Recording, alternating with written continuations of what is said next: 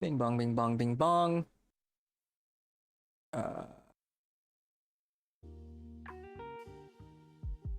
Yo, what's up, Smelly? How's it going, dog? Ah. I just fucked this up. Okay. What's going on? How's it going? Here today, W. Big W.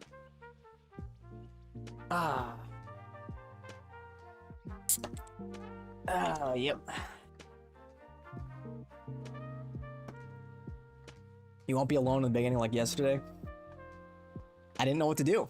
I didn't know what to do. I'm like, hello? I was like, you know, like that scene in Pulp Fiction where he's just kind of looking around. What's going on? That was me. Doing good?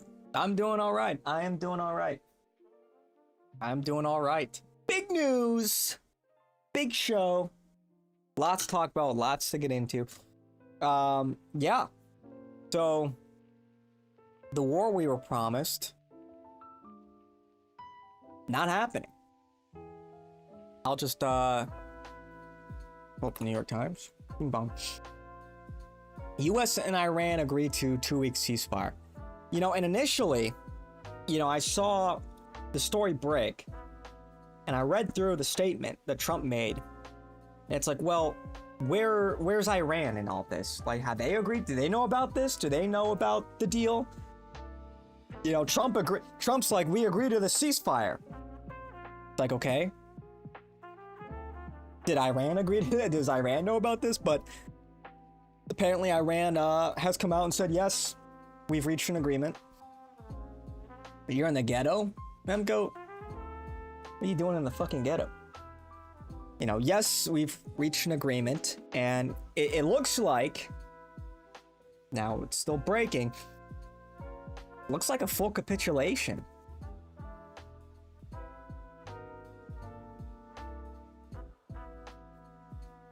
I'll just read through the New York Times article. Iran War Live updates. US and Iran agreed to ceasefire, avoiding Trump's threats of imminent devastation. And if you guys remember, like today, Trump, or maybe you don't know, but Trump came out and said that he would destroy the Iranian civilization. A pretty crazy, maximalist, kind of evil statement. And there were all kinds of like protests in Iran. A bunch of Iranians civilians were gathering on bridges and in power plants, waving their thousands of them. So Trump, you know, if anything, you know, this is a good taco, because obviously if he went through with the strikes, he would have killed thousands of civilians. So this is a good thing. This is a good taco for once.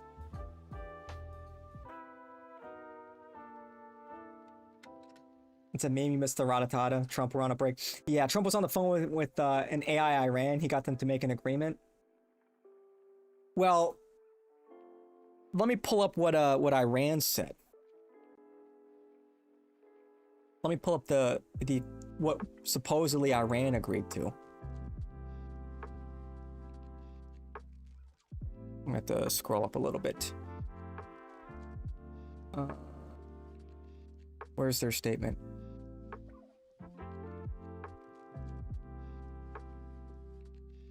Iran says the United States has agreed to their 10-point proposal, which includes no future aggression, Iran keeps control of the Strait of Hormuz, acceptance of uranium enrichment, all sanctions lifted, U.S. forces withdraw from the region, compensation paid to Iran, war ends on all fronts.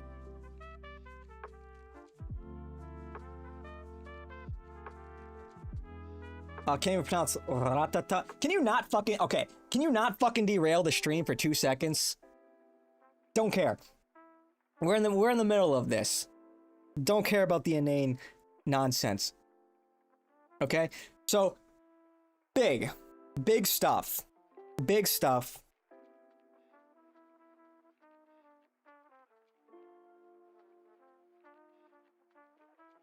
But I don't know. That's what it seems like. Is this a farce? Is this a play? I really hope not, because apparently oil prices are sort of, in response to it, are already dropping tremendously. I think they already went down 12%. Is this another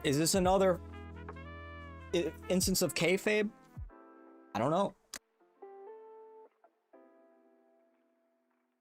It's always taco, yeah.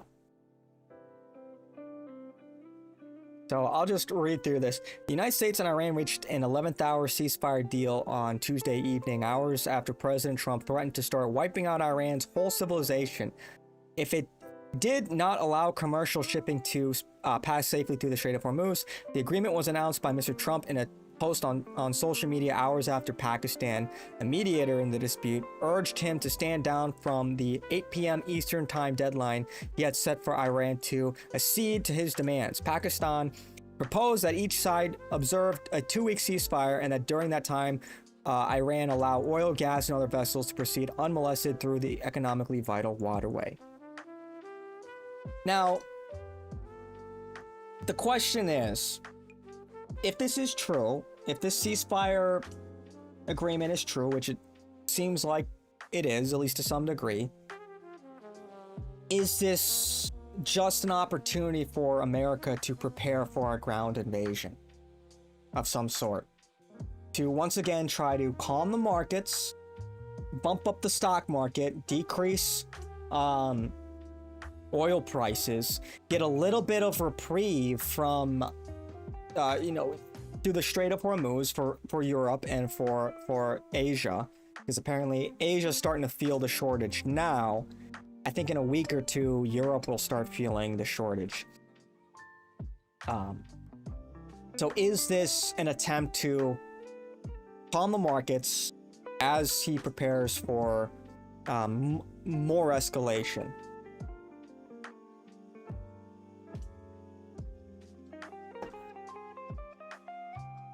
That's the question.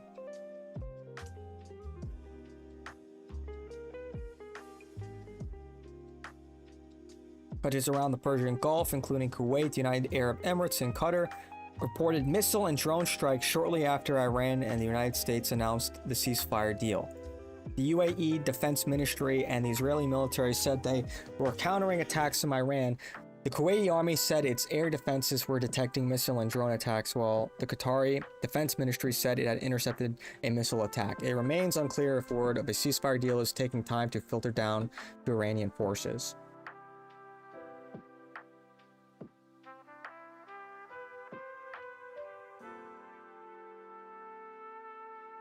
This was 10 minutes ago. It depends on Iran and not Pakistan. Yeah, obviously.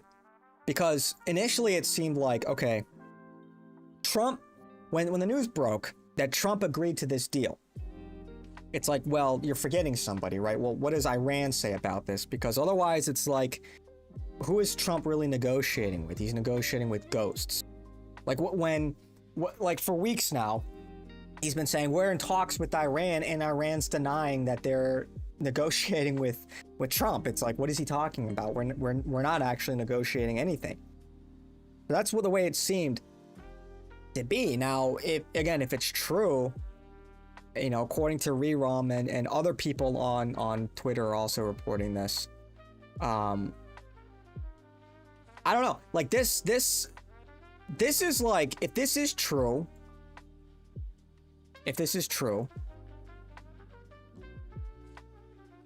this is like a capitulation on all fronts.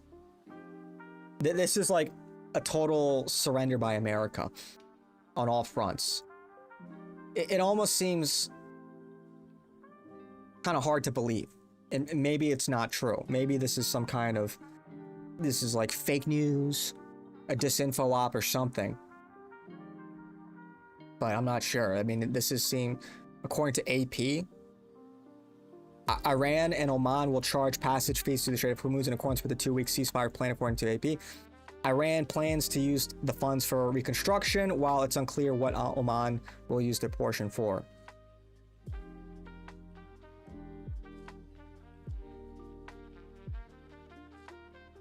Nick posted on Telegram.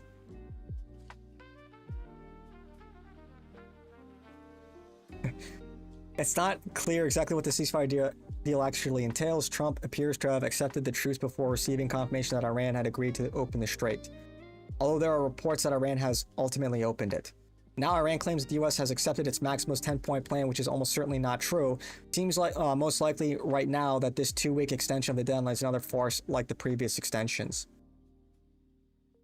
Yeah.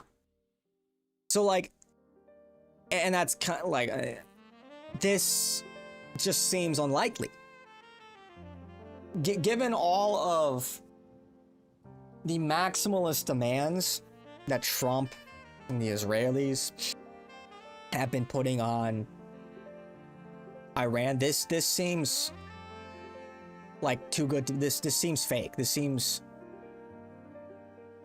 like really no uranium enrichment and Iran keeps the Strait of Hormuz. It honestly seems uncharacteristic of Trump that he would agree to this. So what's actually going on here?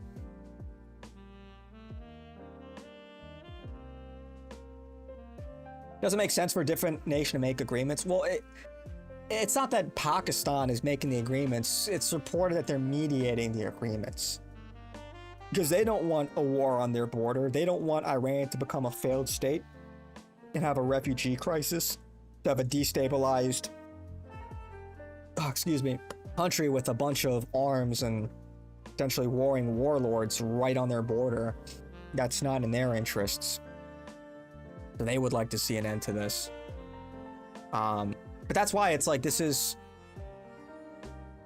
it seems like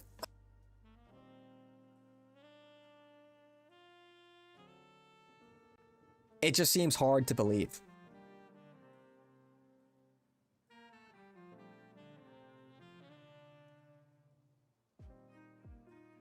You know, this might just be as simple as another case of market manipulation, while also giving the US time to prepare in some capacity, maybe for a ground invasion.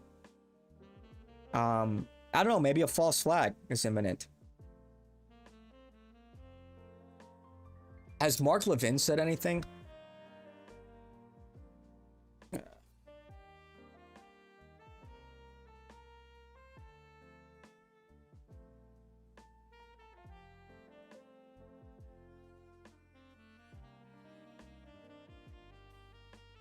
He's already claiming they were violating the ceasefire, even though, you know, there's a delay in communications you have to factor in.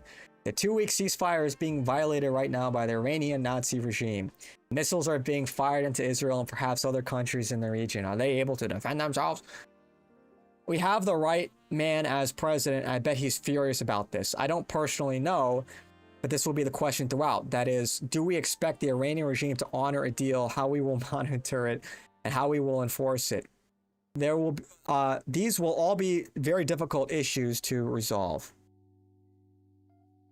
Bro's not happy. He's already trying to claim that Iran is going to break the ceasefire. Look, if anyone's going to break the ceasefire, it's going to be Israel. They have a track record of doing so.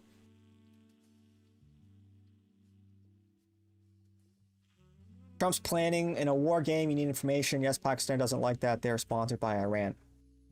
Yeah, I mean, it just seems... Look, the Israelis are not happy about this. They want their complete destruction of Iran. They would love it if Iran turned into a shattered, failed state. You know, they're seething about this. But it wouldn't be the first time. It wouldn't be the first time there's a momentary ceasefire that inevitably gets broken by Israel. You know, this would give them the opportunity to rearm and regroup and then launch a preemptive strike on Iran again, like they did previously. You know, going back like to 2024, they were launching airstrikes in Iran to kill Hezbollah commanders, unprompted. And they would close one war front with a ceasefire and they would reopen another front. They would start bombing. They would ceasefire with Hamas, they would start bombing southern Lebanon. They would cease fire with Hezbollah in southern Lebanon. They would start bombing Syria or bombing Iran, like it would just go back and forth like that, and that would allow them to consolidate their forces into all these different fronts, so they're not split fighting, you know, effectively a four-front war at the same time. You know, I guess 5 if you include the Houthis. So there's no way this is over. I don't buy it. It's not. Spoiler. It's not. Spoiler. Yeah. Buckle up. It's not. We are by no means in the clear. We can't keep up with Iran. No. And that's what, you know, I talked about this yesterday, but you know, that whole operation that occurred over the weekend that was supposedly to rescue that downed F-15 pilot.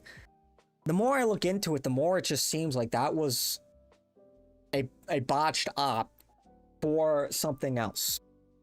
That the rescue operation was a cover, and that they were likely trying to seize the enriched uranium in Isfahan. And that's just purely based on the location of the FARP, which was like, what 35 kilometers away from the Isfahan nuclear facility where they were keeping the enriched uranium. And their force package was indicative of like special operations tier 1 direct action. Like you had MH6 Little Bird helicopters, you know, the skids. If you've seen if you've seen any special forces footage, direct action, you know, look at like, this goes back to like, you know, watch Black Hawk Down. You'll know the helicopter. They had like 100, like a company-sized tier 1 operators. We're talking D-boys. We're talking DevGru. We're talking, you know, a contingent of special forces Green Berets likely to run security for the op.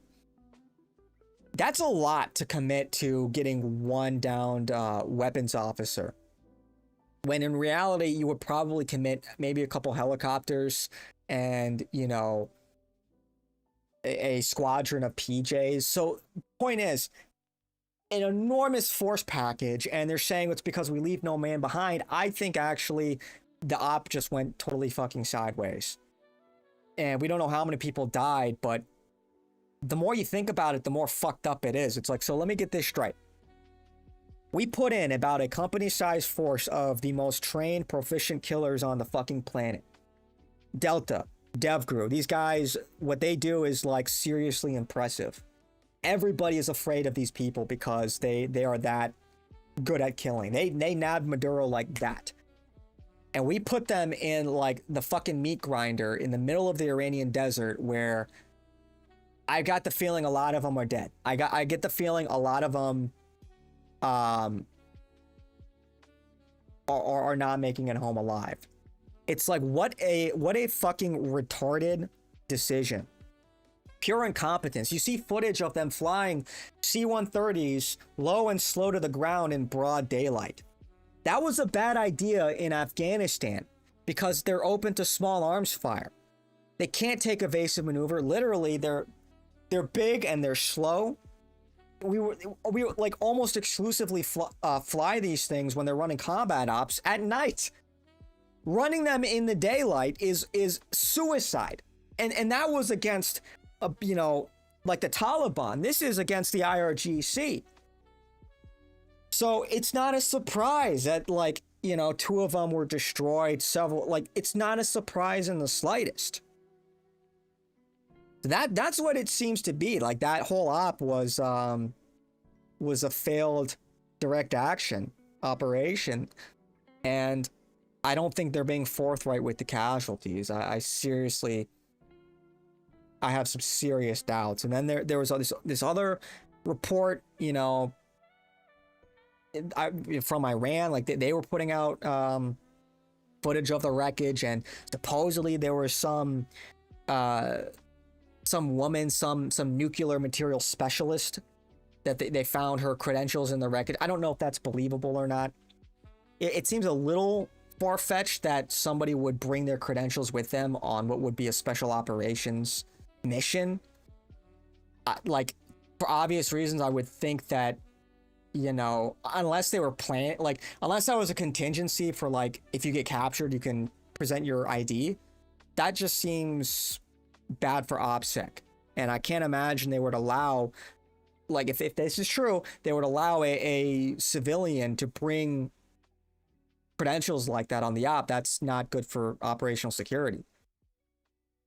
But I digress. So if that's true, which I'm not sure it is, then that just gives more credence to this theory that it was a, they were trying to snatch the enriched uranium.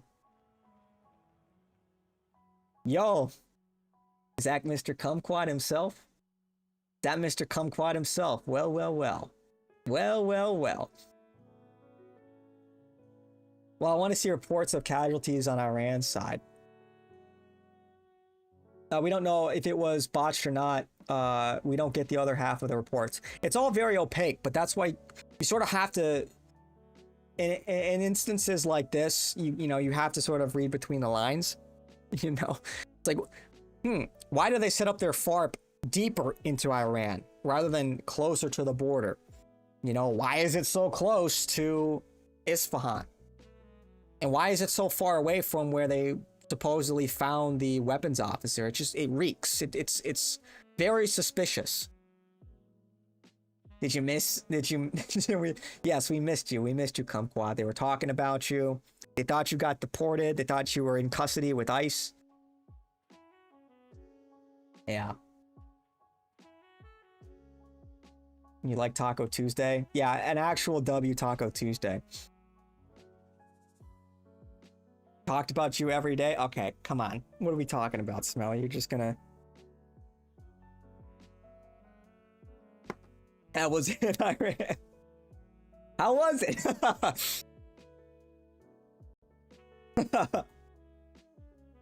Yeah, you had to fight for your life.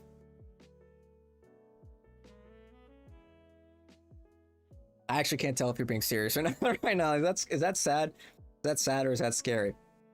Terrible, no Latinos. But you had Persians, right? You had Persian baddies. Don't you like Persian baddies, or did you graduate?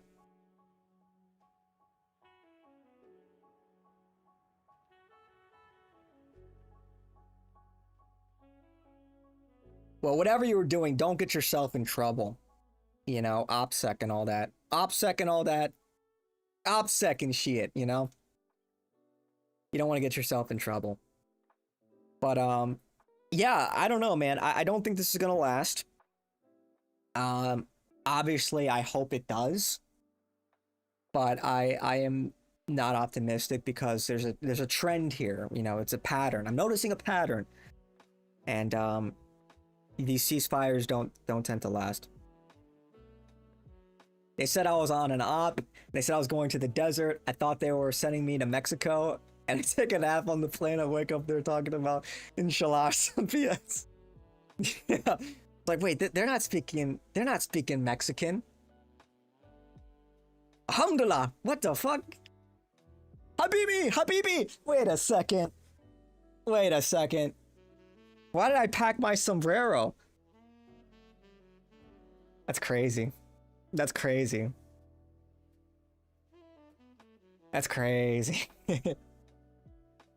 Well, welcome back. I'm glad you're not fucking dead. I'm glad you're not blown to bits wherever, whether you were dealing with the cartels or the Besiege or whatever, or the IRGC. Can you imagine? Yeah, what a gay way to die. Getting killed by an Iranian missile drone. That's wild. Yeah, you can't let that happen. Everyone will think you're gay if you get killed by an Iranian missile. You know, can't let that happen.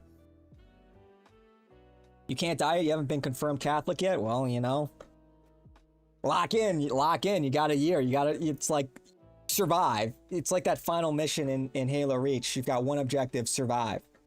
RCI. Well, I'm glad to hear it. I know you were on the fence for a while, but yeah, it's that's what matters most, man. If you're still alive, there's still time. As long as there's breath in your lungs, there's still time. That's what all of this is about. Why why we're alive in the first place. God is giving us a chance. So yeah, there's just so much. Damn, that's some drip. Side note, I'm gonna derail myself, dude. Crimson Desert. Some good fucking shit. W game. Anyway, let's just try to catch up here. There's been so much going on, obviously. Let's just try to sift through this a little bit. Because, you know, I was at the gym, the news broke about the ceasefire. I'm getting home, I'm eating dinner and shit, taking a shower. So I'm like, so much has happened very quickly. Let's see if we can parse through some of this information. This was now an hour or 2 hours ago. A White House official tells Axios the ceasefire will only come into force when Iran opens the Strait of Hormuz. I think we knew that already. The first round of negotiations between the US and Iran on an agreement to end the war are set to take place in Islamabad on Friday, according to Axios. I wasn't really on the fence. I just didn't have the time to give it the respect it deserves. I'm big on the respect, no one half-ass it. Fair. Just like listen to you know, like I said, RCIA, you know, yeah, you want to take it seriously, you want to do all that. As far as information goes, I'm going to keep it a buck with everybody. You know, Catholics, non-Catholics alike. Your experience going through RCIA will vary. It just depends on who's teaching it, you know. Because a lot of them are, you know, you've got the priest there who's going to try do his best to, you know, set the record straight. But, you know, if it were anything like my experience, he will rely quite a bit on the lay people that are, you know, part of that ministry. And God bless them, but like, you know, they don't know maybe absolutely everything about the faith or about, you know, maybe some of the specifics, the do's and don'ts, and the intricacies. So, you know, your mileage may vary, you know, and, you know, the diocese that I went through, it was definitely more, how do I, you know, kind of like feel-goody Catholics, you know, and I remember I said something one time. I'm totally derailing my stream. I'll get back on track in a second. I just want to say it. I remember, like, I said, like, yeah, most people don't go to heaven, you know? And they were kind of disturbed by that.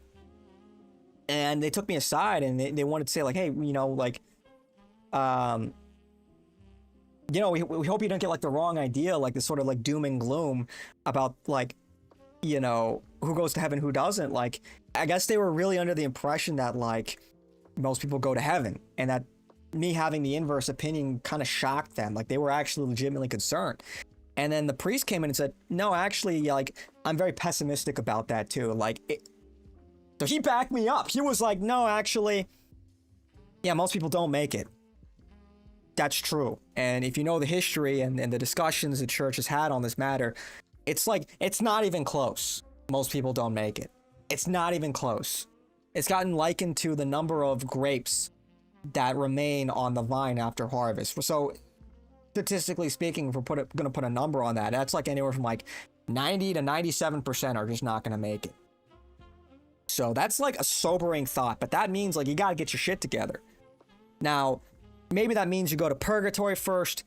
It's ambiguous, but don't take anything for granted. Every day is a gift. So do your best to live a godly life. Yeah, so. Yeah, I went to a pretty libtard RCIA and I spent a lot of time there, and it was no shit libtard propaganda. I learned little to nothing about Catholicism. That was roughly 2 to 3 months. Yeah. Yeah, you're gonna get some of that. You're gonna get quite a bit of that. You just have to remember, you know, why you're there, you know? Like, yeah, I had to put up with, like, one of the guys in the RCIA class was, like, trying to say, yeah, you know, like, Catholicism's pretty cool. It's like, we're chill, you know, like, we're cool with, like, the LGBTQ people. I'm like, get a load of this guy, you know, like, I'm like, bro, how do you go, because he was, like, Catholic adjacent his whole life. How do you go your whole life and you don't know that Catholics are not cool with gay people? Like, how do you, In what fucking world? In what world? Like, it's literally... But people are just ignorant, man. Like, unironically, I know people throw ignorant, but like literally people are ignorant and they don't... A lot of Catholics just don't know their own religion. God bless them.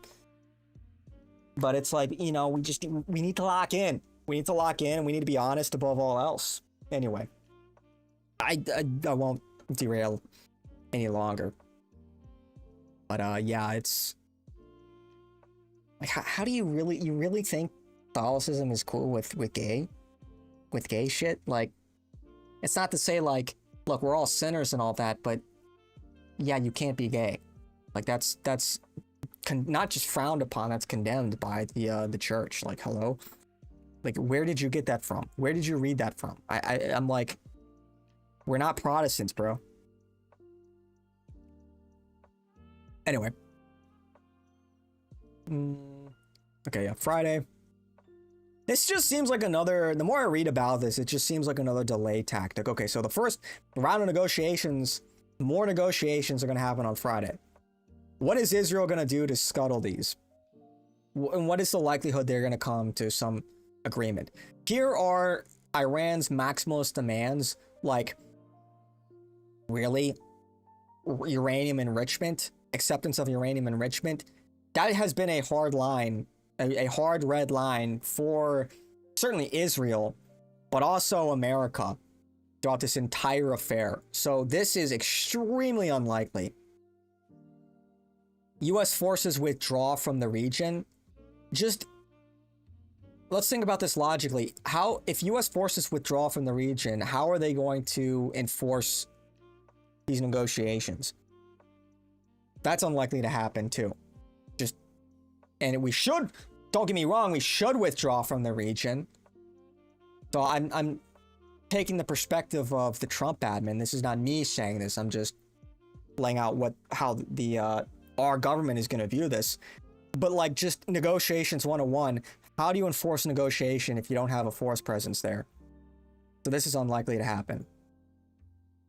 So yeah, we'll see. But it just seems very unlikely.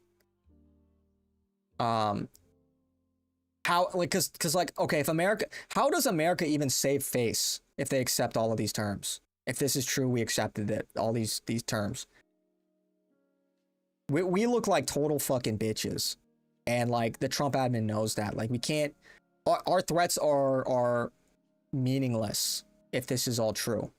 So I'm very skeptical on that. Yeah, and then obviously the Israelis are vocally unhappy about this.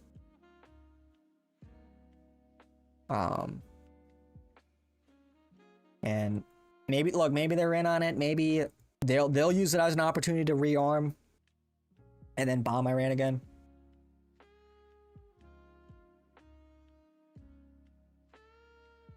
Iran's Supreme National Security Council. If the enemy's surrender on the battlefield turns into a decisive political achievement in the negotiations, we will celebrate this great historic victory together. Otherwise, we will fight side by side on the battlefield until all the demands of the Iranian nation are met. Our hands are on the trigger, and as soon as the enemy makes a slight mistake, we will respond to it with full force. Okay, that's kind of artful. Yeah, I mean, look, the ball's in their court, man. They've got the initiative. They've got the leverage. An American official tells Israeli Channel 12, first Iran will reopen the Strait of Hormuz, then 2 weeks ceasefire begins. Yeah, it just seems like they just want to get the oil flowing again. They just want to calm the markets.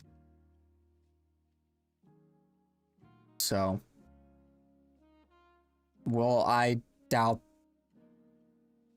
And even if the ceasefire does last, for how long exactly? How long? 2 weeks? What happens after the 2 weeks? Apparently they've reopened the strait. Repeated 2 weeks safe passage through the Strait of Hormuz will be possible via coordination with Iran's armed forces and with due consideration of technical limitations, according to Iran's foreign minister. Breaking Lebanon is part of the ceasefire, but nothing is certain yet. You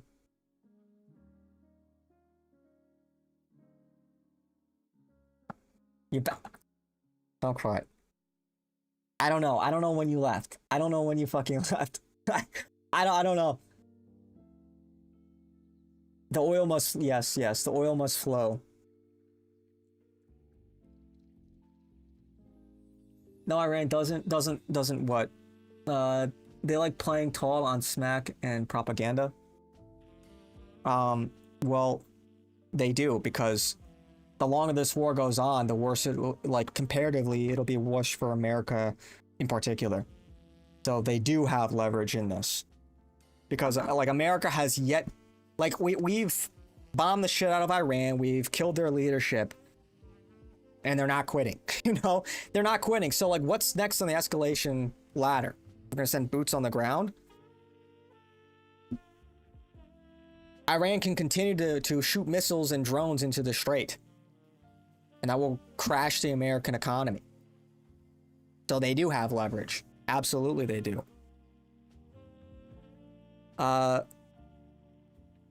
Apparently all military operations against Iran have been halted, a U.S. official tells Al Jazeera. Israeli airstrike against, I can't even pronounce that, Makara, in the Bekaa region, Lebanon.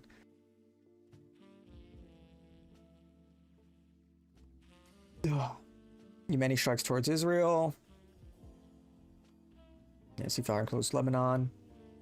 Alerts in Dubai and UAE because missiles were still flying.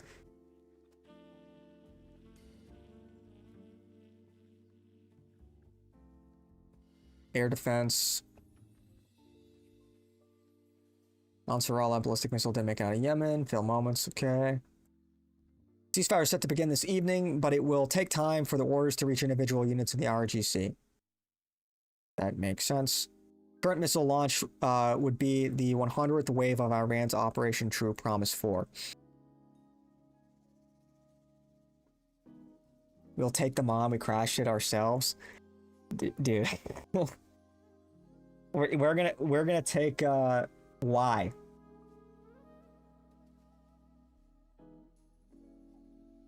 Why? Dude, Americans are getting slimed over there. For what purpose?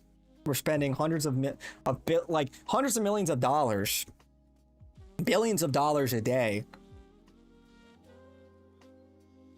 I mean, unless we're willing to, like, nuke Iran, which, do I have to explain why that's a bad idea? Or, like, completely destroy civilian infrastructure. Again, do I have to tell you why that's a bad idea? What can we really do? Or, there's like 3 things we can do. Nuke, civilian infrastructure, or boots on the ground. Are we going to commit thousands of American lives to this?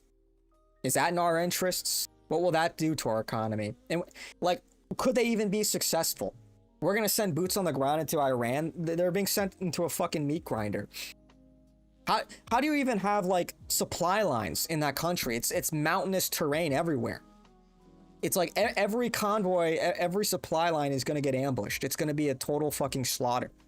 We send boots on the ground. It's just ridiculous.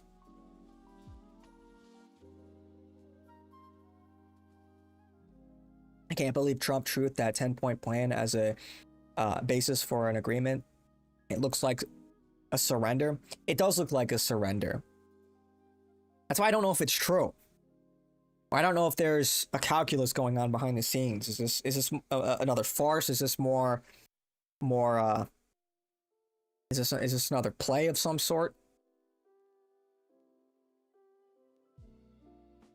The American lives for our closest ally, yeah. Bahrain has maxed out their town hall and their defenses. Not no rush based like other countries.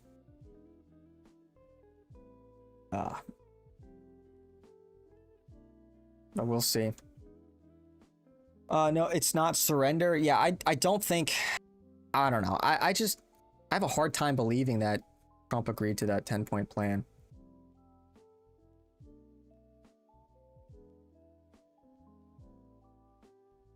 I guess we'll know soon enough, though.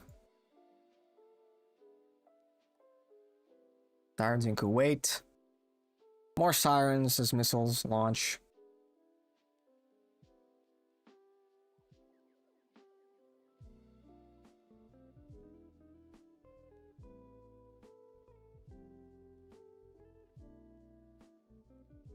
On your trip, I met someone Wang Half in high places, in unexpected places. The arc is long, but it bends towards Wang Half. Let's go. W. In high places, you say? How high are we talking? Well, I guess don't dox, but you know. I don't think he did either. Yeah, I don't know. It's hard to say exactly what's going on. I think we're gonna have to. We'll keep parsing through this information as it comes out, but you know, we're gonna have to see what official statement comes out. Certainly from the admin. If Trump comes out and says we agree to all of these demands, then, or if we can get it on paper in some way, shape, or form, but until then, you know, we need a little more confirmation. Hegseth and Raising Cane's will hold a press conference on Epic Fury tomorrow at 8 a.m. Eastern. Damn, it's early.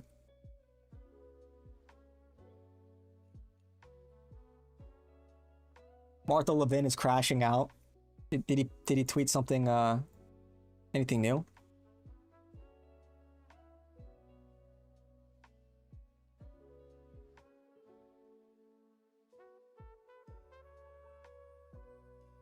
We already saw this. He cannot be happy. Let's see if Ben Shapiro.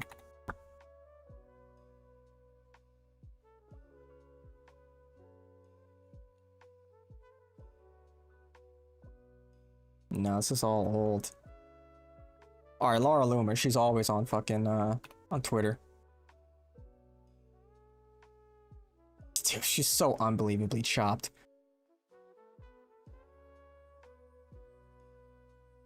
Don't care. Yeah. She's so mad. The negotiation is a negative for our country. We didn't really get anything out of it, and the terrorists in Iran are celebrating. I don't know why people are acting like this is a win. The Muslims, woke Reich. Oh, dude. And Trump haters are using this negotiation to attack President Trump. Well, they praise allies of Tucker Carlson and call for the 25th Amendment to be used against President Trump. The ceasefire will fail. That's probably true. And Trump will be proven right about how this regime needs to be wiped out. It's already failed. The negotiation has been a failure. What is he talking about? So those who are celebrating while undermining Trump are misguided. This isn't anything to write home about. Well, that's probably true. But I really, really hope that, you know, like, we can be optimistic. We can cope a little bit.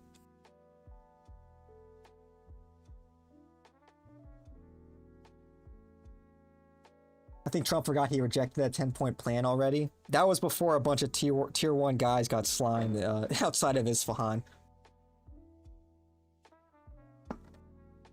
That is such an embarrassing... And it's not... Who knows when the full truth, if the full truth about that op comes out. But the way it looks, that has to be one of the biggest military embarrassments in decades. Just the mere fact we lost 2 C-130s, a handful of MH-6s, an F-15, an A-10, all in the span of like 48 hours. On top of whatever casualties that likely also occurred that they're not being transparent about. That has to be one of the biggest disasters for our military in recent years.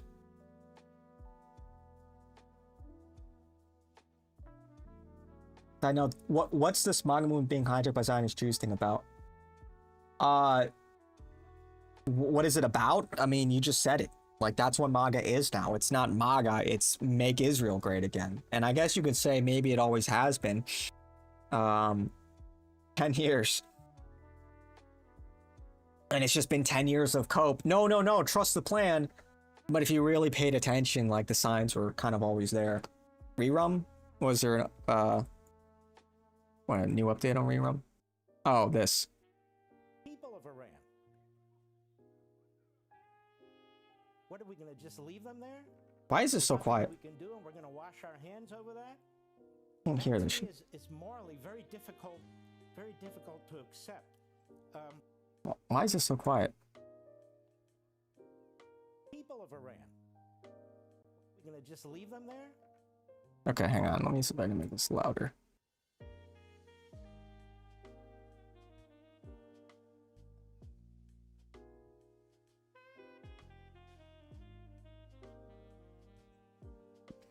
There's nothing that we can do, and we're going to wash our hands over that? That, to me, is morally very difficult to accept. And then what about the proxies, Hezbollah? I was reading these statements. Hezbollah has killed more Americans than Iran directly. Hezbollah is Iran. Hezbollah is firing missiles into Israel by the hundreds still. And here we have a ceasefire that they've already broken. And so, yes, the argument will be, well, they don't have control of this and control of that. Well, if they don't have control of this and control of that, how do we even enter into an agreement? There's a lot of complicated issues. He's so mad. He's so mad. Oh, the Hezbollah, you can't let Hezbollah get away. Oh, they. Audio check. Hey, no, this is on rerun. This is on rerun. Why it's so quiet. Not on me. I have the fucking audio maxed out.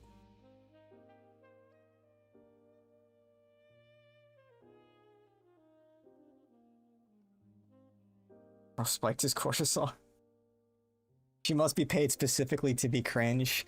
She just does it for the love of the game, bro. Laura Loomer just does it for the love of the game. She's just like that. She's just a psycho, imagine.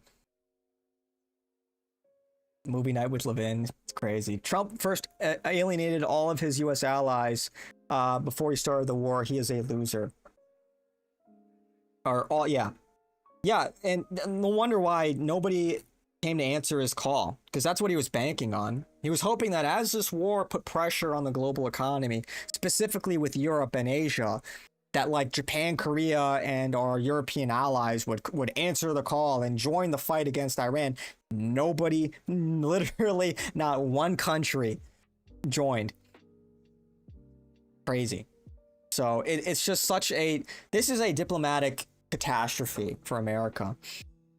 Seriously, it can't be overstated just how bad this is for us. Yo, what's up, Chang? What's going on? Putin announced his oil contracts with Europe will be settled in. Yeah, heard about that. Yuan. People are going to dogpile on Trump. Yep. And without, if people, here's another thing. People are watching this play out and they're like, damn, America's throwing all this at Iran, and they're like, we're kind of getting our ass kicked. Like, America's kind of getting its ass kicked. Like, how do you lose all this hardware? Greatest, most powerful military in the world, and we're getting hit by like $30,000 Shahed drones. Okay. What does that do for our security guarantees? What does that do? How does that make our threats look? When we say, hey, China, don't take Taiwan, they're going to be like, okay, yeah, but you guys struggled with Iran. We're not going to take you seriously. Or Putin, for example.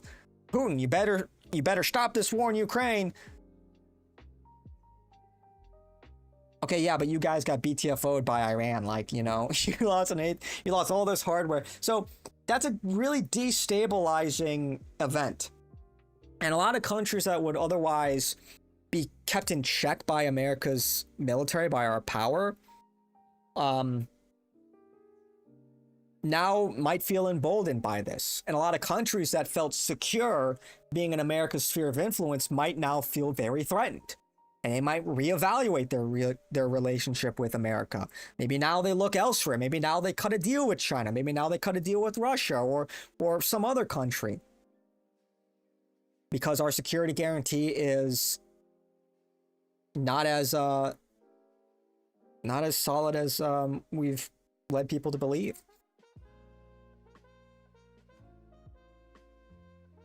Nothing much. How about myself?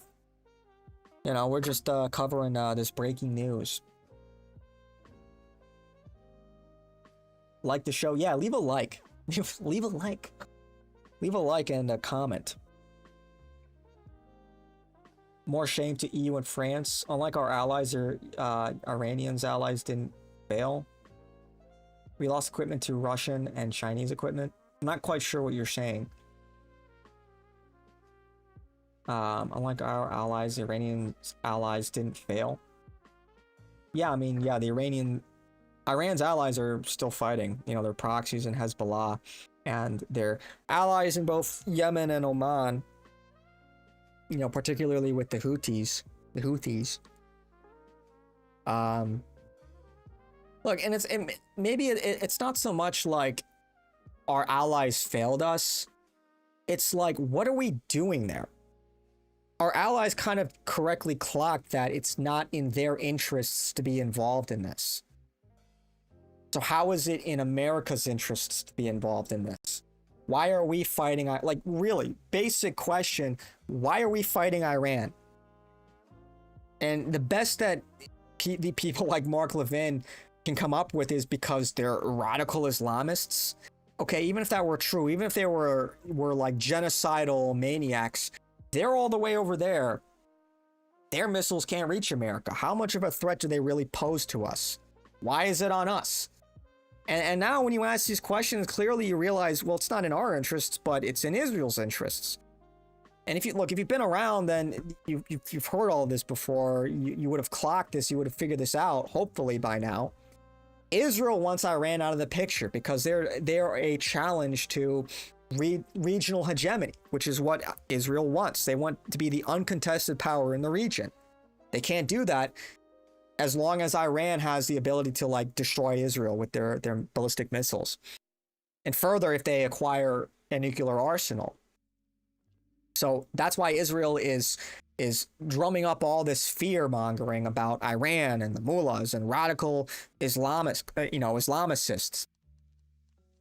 Because they want to convince Americans to fight this war on their behalf.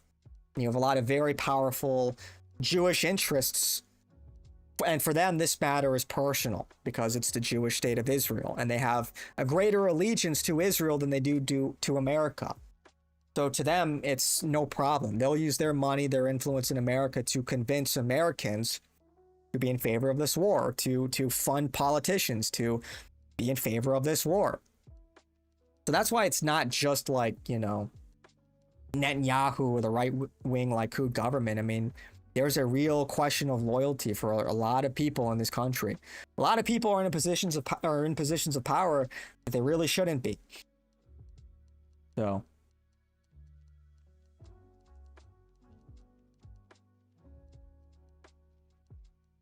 Trump made a mistake thinking they wouldn't act. Yeah, I mean, this whole thing is a grave miscalculation. I don't see any one of you guys hyping up Melo's Twitter. Oh yeah, you can follow my Twitter too. I'm not the most active on there, to be honest. I'll throw in a reply here or there. But Twitter's an art, man. Like, having a good Twitter is a different skill set. I don't think I have like the best Twitter, but yeah. I'll hydrate. I got my Coke here. Does the ceasefire include the Houthis? Yeah, I wasn't sure. I'm not sure, to be honest. I kind of skipped ahead here. I forgot where I was. I think here I was. I didn't see anything about the Houthis. Apparently, I think Lebanon is. Wait, are they? Where did I read that? Lebanon is or is not included in the ceasefire.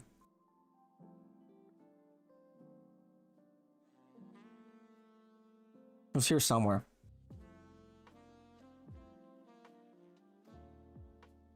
Maybe somebody can correct me.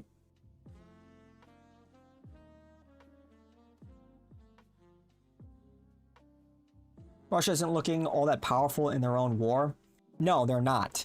But it's like, it's not so much that they look like a enormous threat to America, but can America contain Russia while also fighting in Iran, while also reserving enough firepower to restrain China? No, the answer is no, we can't.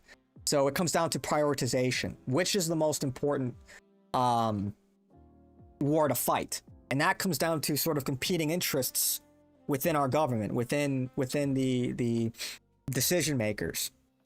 You have people in government that are saying, we got to wrap this up in Iran because we need to be ready for China. And that's fair. And, you know, furthermore, it's like, okay, we need to, you have other people saying, we need to dedicate resources to Iran. We need to wrap up Ukraine. Because, you know, we've given them a lot of hardware, a lot of money that would be, the argument would be better utilized in Iran or elsewhere. So it's literally a matter of we cannot fight all of these wars all at the same time. And so, yeah, Russia is not like the greatest threat to America. Like, they're barely, in some instances, they're like not even issuing body armor to their troops. Like, they don't have enough aramid, which is an essential component to Kevlar. So there's instances where they're literally giving some of their conscripts, or maybe actually their regular military, like airsoft vests. Like, not even, like, it's embarrassing, really. But they have, you know, they are formidable in their own right. Like, they're not a pushover, but they're not like a fighting force to be, like, China, I think, is a much bigger threat just based on their manufacturing capacity than Russia. Russia has real logistics problems. That's why, like, you know, the Europeans are very afraid that, like, Russia will blitz through Ukraine and then continue to blitz through Europe. I don't even think that's realistic, because I don't see Russia having the capacity to maintain that front line. Especially with this pivot to drone warfare. Like, you look at the way the war is being fought, it's like pockets. It's like Swiss cheese. There really is barely any front line, because how do you maintain a front line with supply lines if all your supply vehicles are getting hit by FPV drones? So it's a very different war than just like 2 years ago. It went from a war of attrition, this, you know, trench war, rolling artillery. Now it's all drones. It's all drones and infantry hunkering down. It's like dystopian. Anyway. We are fighting for Trump's beautiful daughter-in-law, Jared Kushner. Yeah, so true. You have a higher KD than George right now in Apex. Yeah, rub it in his face. Instigate. Trump asked Canada to become a single states of a country larger than his United 50 states. I think Canada should be part of America. I think we should own this hemisphere in some capacity, and that doesn't mean make every territory into a state, but yeah, I mean, a lot of that is just, you know, Trump being Trump, talking big or whatever. But he chickens out almost always. All right, Iran took American hostages. We need them back. Is that corroborated anywhere? Where's that from? That they have hostages. Like, I'd believe it, but yeah, I mean, we probably have Iranian hostages, or, you know, prisoners. Like, hostages is like, that's kind of rhetoric. Like, they're prisoners. They're prisoners of war. They're POWs. You know, hostages implies like this is like a terrorist. We're in a war. You know, our guys, they capture our guys, they're prisoners of war. You know, hostages implies like there's like a terrorist attempt here. Like, this was some kind of like nefarious action, like a terrorist action or like criminal action, hostages, when it's the prisoners of war. Sorry, I just joined, but even if it's a real ceasefire between US and Iran, Israel has nothing to do with it. So how is rockets in Israel a break in ceasefire? I guess technically it wouldn't be. Technically. I guess that's one of the reasons why a lot of Israelis are not happy about this. Wait! Like, Mark Levin was freaking out. Trump can't do it. What about Hezbollah? The terrorists. You can't let the terrorists get away. They're radical Islam. You can't let them win. Think of democracy. Think about America. Mark Levin on the verge of tears. On the verge of tears. So, yeah, the Israelis are not happy about this. So, I really hope it's true, but I have severe doubts. Because this is like how we do it. How we get out of this situation is we box Israel out. We box them out, we cut them off, we restrain Israel. And if they're on their own, which really I don't think they are, I think, again, I have doubts that this is real, but if they're on their own, they have no choice but to negotiate and scale down hostilities, because they can't fight this war on their own. They were really banking on America to do all the fighting for them, because they're like, Israel, just numbers wise, with what, 14 million people, they're going to beat an industrialized country of 90 million people, a country that's built like a fortress compared to Israel that's a tiny strip. It's not going to happen. Just not going to happen. And all of their, you know, majority of their munitions come from America anyway. So America has a lot of leverage on Israel if, you know, we were a sovereign country. You know, so if we had like a real patriot in power, like, yeah, he could absolutely restrain Israel, and this war never would have kicked off to begin with. But this is a lot of what ifs, you know. Sometimes I wish a normie, I wish I was a normie and thought all of this is jester.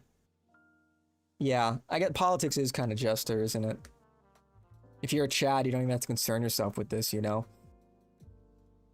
Trump is a loose cannon. The guy has fucking lost his marbles, man. Absolutely insane. But like, here's the thing, okay? You know,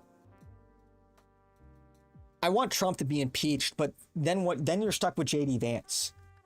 That's like arguably worse, because that's like the big pressure release. Like, they're trying everything to save JD Vance's career so he could run in 28. If they succeed in impeaching Trump, and we're gonna be stuck with JD Vance. JD is nice, dude. JD sucks. Background music is low-key a W. I'm glad you like it. Just a little bit of lo-fi, a little jazzy lo-fi. JD's better than Trump. No. That's fake. JD, where do I even begin with this? It's not like that. Don't think in terms of this person's better than that person, because that's not really how shit works. JD Vance is a creation. He's a creation of the Peter Thiel network. Who is Peter Thiel? He runs Palantir. What is Palantir? Palantir is this surveillance network company that creates algorithms and databases really for the military, for either the CIA or the Mossad. Those are like their only two clients. Alex Karp, for example, who is the CEO of Palantir, you know, he attributes Palantir to destroying the right wing in Europe. And he says, and he's a Jew, he's a histrionic Jew, he says he lies awake at night that, you know, right wingers like authoritarian fascists would throw him off of a rooftop. So JD Vance is totally, I don't really want to go through the whole thing again, but he is a creation of Peter Thiel. And Peter Thiel is so like this with the Mossad and the CIA. And he represents Silicon Valley little tech interests, whole PayPal mafia, and in short, bad news. We don't want these people in power. They're not here to serve our interests. So, JD is worse than Trump, TBH. Bro's married to Ajit, enough said. Yeah, that's pretty rough. But he's a total nothing. JD Vance, his whole career is fake. It was created by Peter Thiel. Peter Thiel scouted him at Yale Law School, funded his campaign to run the Ohio Senate. No, not the Ohio Senate, but the United States Senate representing Ohio. $15 million because he thought JD Vance's story would resonate with Americans. It's a total op. It's a total op. He's trying to subvert and infiltrate the right wing in the same way that, like, think of like the Tea Party, the way the Tea Party was taken over, and then think of how MAGA was taken over in a very similar vein. All in short, they see the way the winds are blowing and they're planning according accordingly to trick the right wingers into supporting somebody like JD Vance, who's not going to give the right wing anything they want. He's not an immigration restrictionist. He is not like an identitarian in any capacity. He's a machination. So, and he's not anti-Israel either. And he was in favor of bombing Iran. Don't let them gaslight you into thinking otherwise. He was in favor of bombing Iran even before most people had Iran on their radar. Like, this is during the 2024 Republican National Convention. Right before it was announced he was the pick for VP. He was saying, we need to hit Iran harder. So this was his idea. He was in favor of this from the jump. So he owns this too. So no, he's not better than Trump. So you aren't right wing. I am right wing. I am right wing, actually.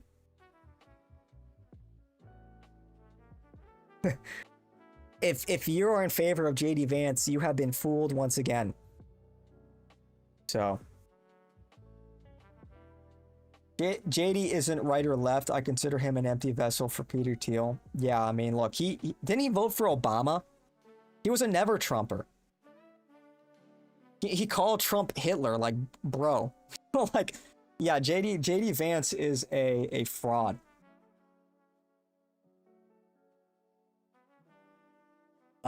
You're back? You're gonna go to sleep? All right, get some sleep. You've got to fight the IRGC in the morning. You got to fight the IRGC. Good luck. I hope you have, like, those anti-drone rounds. Either that's right. Then met Trump and changed his mind. A lot of people just suddenly changing their mind. Isn't that crazy? Everyone just changed their mind. Like, do you think that's how things work? Or do you think that what's more likely is he saw the opportunity in kissing Trump's ass, and that was his ticket to the White House? Literally. What do you think is more likely? Yeah, because Ben Shapiro also changed his mind on Trump. Do you think Ben Shapiro was on your side? Yo, what's up, SSP? How's it going, dog? You know, it's funny because people can just say shit, you know? People can just make whatever promise when the stakes are low. They just lie all the time. Yeah, JD Vance changed his mind. Is it that easy to trick you? It really is. It's just that easy to trick you. People of Iran. What are we going to just leave them there? We're going to listen to this again. There's nothing we can do, and we're going to wash our hands over that? That to me is morally very difficult to accept. And then what about the proxies, Hezbollah? I was reading these statements.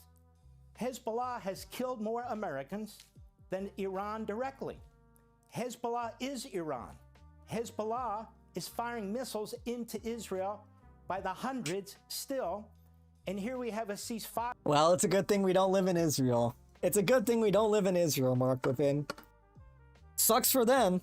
But last time I checked, I live in America and not Israel. So I guess the Israelis will have to figure that one out, huh? I don't get the ceasefire. It gets announced, but missiles get fired after. If anything, it's going to take time for the word to get out, you know, for the word to get down to the front lines, you know. With evidences, yeah, it's fine. Yeah, except there's so much evidence to the contrary. And, like, that's how you get tricked. Is you let people in who are not who they say they are. Look, there are so many people who were loyal to Trump 2016 that could have been picked. There's, like, literally no shortage of patriots Trump could have picked from. Why did he pick a guy that, like, you know, voted for Obama and was a never Trumper? Like, riddle me this. Like, don't you think that's a liability? Is it impossible that, like, somebody is just lying about their revelation?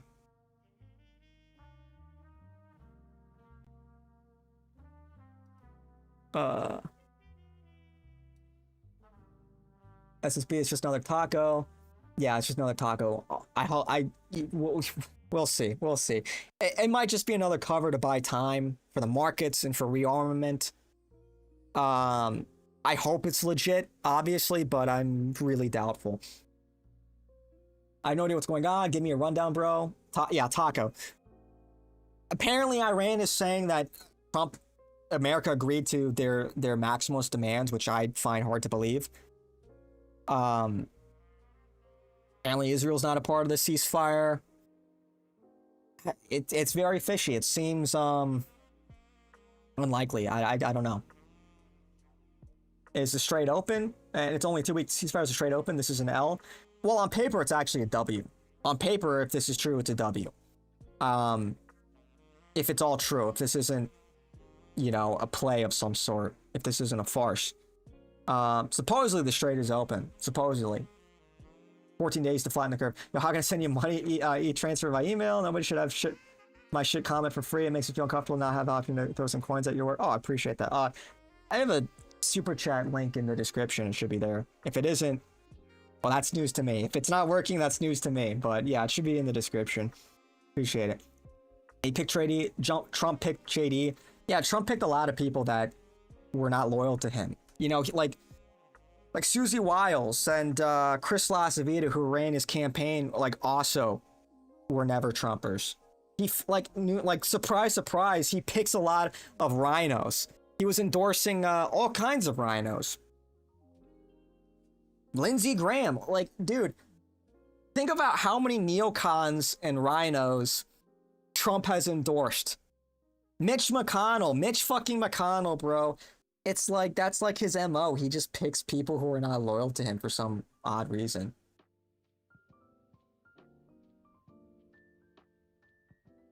JD Vance's political career is close to being over at this rate. Yeah, the one can only hope. Trump always chickens out. That's what Taco is. Yeah, he does. He always chickens out. How is Israel not part of the ceasefire? This makes no sense. You know, we're trying to figure it all out too. You know, that's why it might be fake. It might be what it might be. If I can go out on a limb, this might be another sort of optics operation. Because remember when, like, Israel would break ceasefires and Trump said, I'm really unhappy with Netanyahu. It's like good cop, bad cop, you know? I'm unhappy with the Israelis. They keep scuttling all of these negotiations whenever, like, America would be negotiating with Iran or, like, famously with, like, Hamas. Israel would just keep assassinating the negotiators. So, like, this could be another case where America is trying to publicly distance themselves from Israel to try to get some concessions out of Iran, when in reality, that's just not the case. And they're preparing for some kind of operation, some kind of strike. Who knows? But we've seen this play before. And the thing is, like, Iran can realistically, unless America is willing to escalate to, I would say, an unreasonable degree, like a detrimental degree, you know, nukes, civilian infrastructure, all that, Iran can outlast America. You got the midterms coming up. This war is killing our economy. So for them, like, their win condition is they just survive. They just outlast these airstrikes. And the strait remains closed. Like, if the war were to continue on, it would be, as every day that goes by, it would do a lot more damage to us than it would to Iran. So, anyway.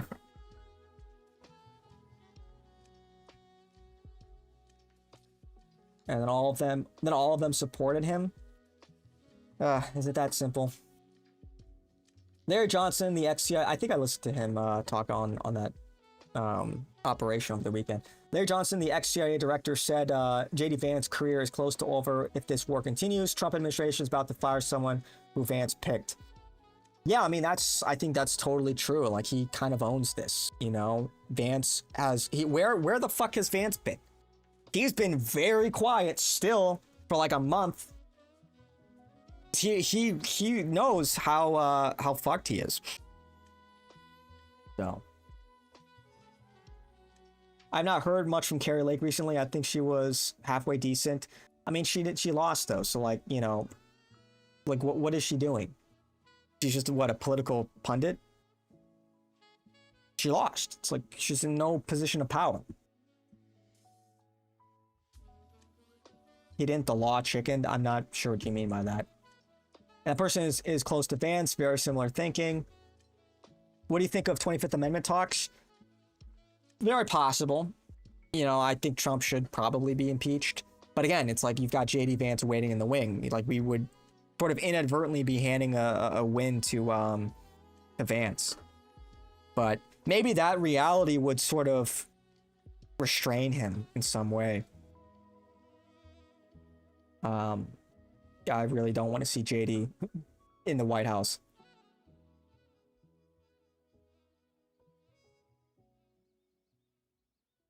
Supreme Court is arguing about orders Trump to day one.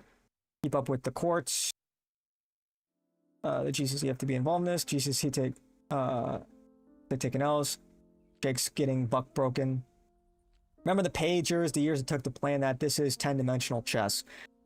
Probably. I mean, it's probably another farce, I think. It was close to a bob right on the edge. I think yeah. But JD Vance said he changed his mind. He wouldn't lie about that. Dude, I've got a ranch to sell you on Mars. Let me tell you, it's got a beautiful, beautiful view, oceanfront property. You'd love it. You should invest.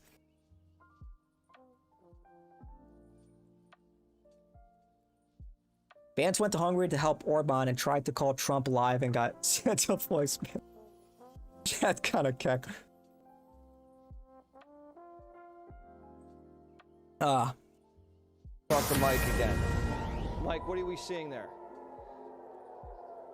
Well, Jesse, as anticipated, the sirens are now wailing over Tel Aviv, indicating that another missile is inbound. And it looks like those bright lights in the sky are the missiles. And it looks like you can see an interceptor that is in hot pursuit of the missiles. And it's always quite dramatic when you see those I order a interceptors quarter zip, going after perhaps. it. And these ones might disappear behind our building here. Perhaps. Lose sight. Perhaps I have. But they're still quite lethal and coming Waiting for it into to Tel Aviv. arrive. And I did see an interception in this case. Should be able to hear it. Maybe in a I'll get it. second or so. Maybe I'll get it in time for Christmas. Who knows? And it's still quite lethal when there's I'm an patient. interception. Most of I'm not what gonna we wear see out quarter here zip are in the those middle of cluster fucking bombs, summer. in recent days. But when you get a conventional warhead with that powerful explosive, obviously you hope that the interceptors can get it. And the interceptors are about 90% effective, but that means 10% get through. If it was Waltz versus Vance, I'd say Vance is still better. Again, you're not... Like, the Republican Party needs to be punished for this. Like, this whole cadre of people just needs to be expunged. They need their political careers to be dead. Absolutely fucking dead. Because what was the promise of this Trump administration? No new wars, right? Mass deportations. We got none of that. Why would you reward them by voting for them again? Teach them a fucking lesson. You're not going to give us what we want. We're not going to give you what you want. Yeah, Vance will probably be marginally better than Waltz, but who cares? We're playing to win. Like, JD Vance is married... he's married to an Indian, okay? You think he's gonna be like an immigration restrictionist? You think he's this white identitarian? Dude, he hates his own identity. He wrote Hillbilly Elegy ragging on his own heritage. It's like, the dude sucks. He changed his name 4 times. Who even is this guy? So no, like, I'm not gonna reward the GOP for just giving slop because they promise you fucking nothing. They spit in your face and you're still gonna vote for them? What's wrong with that? That's how you know I'm more right-wing than you. That's how you know I'm more right-wing than you. Because now the Republican Party is the party of, like, mass immigration, diversity. Oh, shit. Yo. I appreciate the $10. Appreciate that. Big shout out. Yo, thanks for the $10. I appreciate it. Hope you enjoy the commentary. Yeah, that one played, but yeah, Ching, yours didn't. Yeah, W Dona, let's go.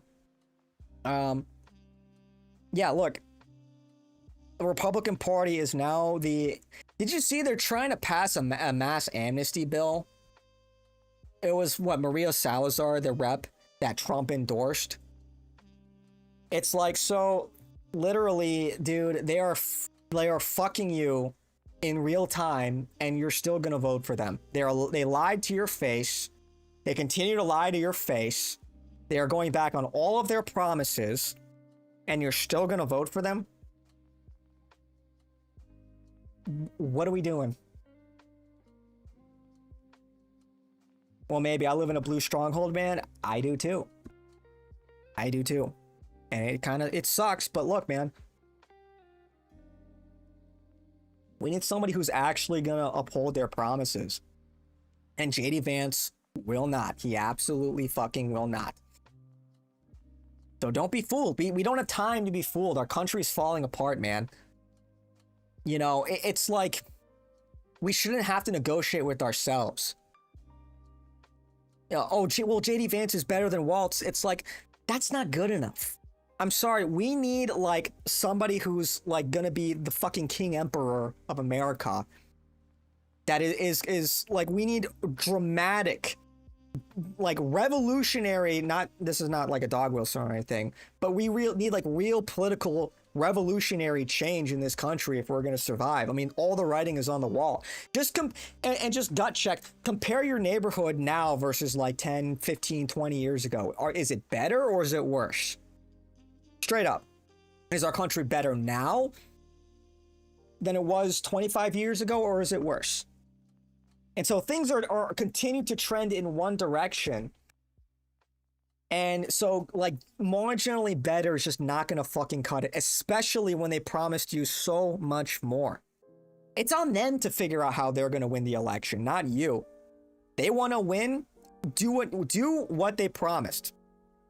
They want to win, put up a candidate that's actually going to do what they say they're going to do. We need some assurances. The Israelis, you know, these Zionist Jews, they got their assurances. They got everything they wanted. They got their war with Iran. Now there are talks of annexing the West Bank. So they get everything they want. They're being unreasonable. They won't budge on the issues that they care about. Why should we? Why should we have to capitulate and say, well, I guess we don't need mass deportations? Was that another 10? Oh shit, I appreciate you. I appreciate you. I'm out here yapping just for the love of the game. Just for the love of the game. Let's go. 07. 07. So, yeah, just be a little more unreasonable. That's what I'm saying. You know, it's just not enough that these people are marginally better. We are losing our country, man. We are losing. People are dying. People are dying. You know, the future of the younger generation is being robbed from them. Foreigners are flooding into the country and they're asserting themselves over natural native-born Americans. We need to demand a lot more. That's the only way we're gonna get out of this mess. Anyway, let me catch up here. You waited 8 months for. I got my AF hat. It's in the other room. I won't get it right now, but yeah. Maybe for the show. Did you watch the Ye concert last Friday? I didn't. I only saw clips. I'm like, there's some stuff I gotta catch up on. Like, I know Nick did another collab today with Jake Shields. I'm glad that they kind of buried the hatchet, but yeah, because they were beefing. They were beefing, you know. Goyim United will never be defeated, you know. So that's a W. Yeah. Yeah, Vance is a fraud. Yep, he's a fraud. Don't believe him. Well, that didn't last long. I heard of a ceasefire, play Crimson Desert, and now Iran is already. Hey, yo, I hope you're liking Crimson Desert. Is that game not a W? I'm so glad that people are enjoying that game. low key, one of the best games I've ever played in my life. Now I know it's a little rough around certain edges, but that game is like Skyrim 2. If you're looking for Skyrim 2 and you've got a little bit of patience, that game is absolutely goated. I love that game to death. Anyway. Let me catch up here.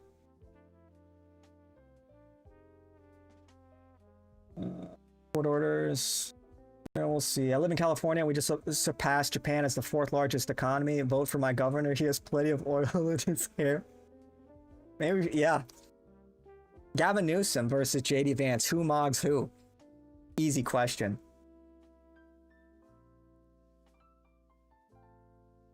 With the most debt with the feds, they spend billions and ask for more. Nobody's perfect. Nobody's perfect, okay? Don't let perfect be the enemy of good. The roads look like Fent Zombies' dried lips. Oh, in California? Yeah, I remember living in California. I miss it, dude. I know, you know, the people in California suck, but man, fuck, California is the best state. It's the best state. If you subtract the people, dude, closest you can get to paradise. Seriously, it's got it all. It's overpowered. It's not fair. They need to nerf California. They need to break it up into like 4 states because, you know, you've got wine country, like some of the most beautiful. You go like NorCal, that whole area around the bay, because the bay is like really pretty, like, you know, kind of gross in terms of weather. But you go north, northeast, and you go like southwest. Beautiful. Oh, beautiful. Take me back to California, dude. You know, you've got LA, you've got, well, it's, you know, kind of a shithole, but, you know, you can thank Reagan for that. I know, and another Republican for turning California into the way that it is. I know, mass amnesty. Republicans are the party of mass amnesty. Go fucking figure, man. But yeah. Yeah, WW2, yeah. California supremacy, yeah. 2 donos, almost a lot of viewers. Nice slow motion, better than no motion. You're getting pushed out there today. Well, big news today. Yeah, big news. But I appreciate everybody hanging out. Hey, gotta do my shilling. Don't forget to like, leave a comment for the algo. Doesn't even matter what the comment is. Favorite ice cream. And yeah, subscribe and all that good stuff. Yeah, W Newsom, yeah. California has the Sasquatch and Dark Watchers in the best weather. Who cares about the dead? Yeah, who cares about the dead if you're just hanging out at the beach or like when the sun is out? The dead schmet, you know? Dead? Fent zombies? Sorry, I couldn't hear you. I was on the way to the beach. I was enjoying the weather. You know, I was down in Carmel kicking my feet up in the sand and enjoying the sunset. That town doesn't even feel fucking real. That's like a Disney town. Crazy. Yeah, dude. We need to reclaim California, man. I swear. It's maybe we all need to migrate to California. Maybe all the people leave, all the beerst and red-pilled people. Maybe we all need to consolidate in California. We've got it all backwards. We need to go back. Return to the land. Return to the land of California. Reconquista. It's such a shame the way California is just being squandered. It's too beautiful. You did, yeah, you did send me, yeah, the $10 twice, stream live. But I appreciate it. I mean, if you didn't intend to do that, I think I can refund that, but let me know. But yeah, I appreciate it. And Newsom hates gay peeps. Yeah, Newsom doesn't like gay people and he ignores the homeless people. He walks by the homeless people. Can't be bothered. Oh, get away from me, freak. The guy is like more... Yeah. Talk about like Ubermensch versus Untermensch. That's what's on the 2028 ticket. 12 tribes and land for each, taken by the Middle East powers throughout history. What are we talking about now? What, of Israel? Not sure what you're getting at. Crimson Desert is definitely one of the best games I've ever played compared to all the genres in general. It scratches that itch. It's so ambitious. The game is greater than the sum of its parts.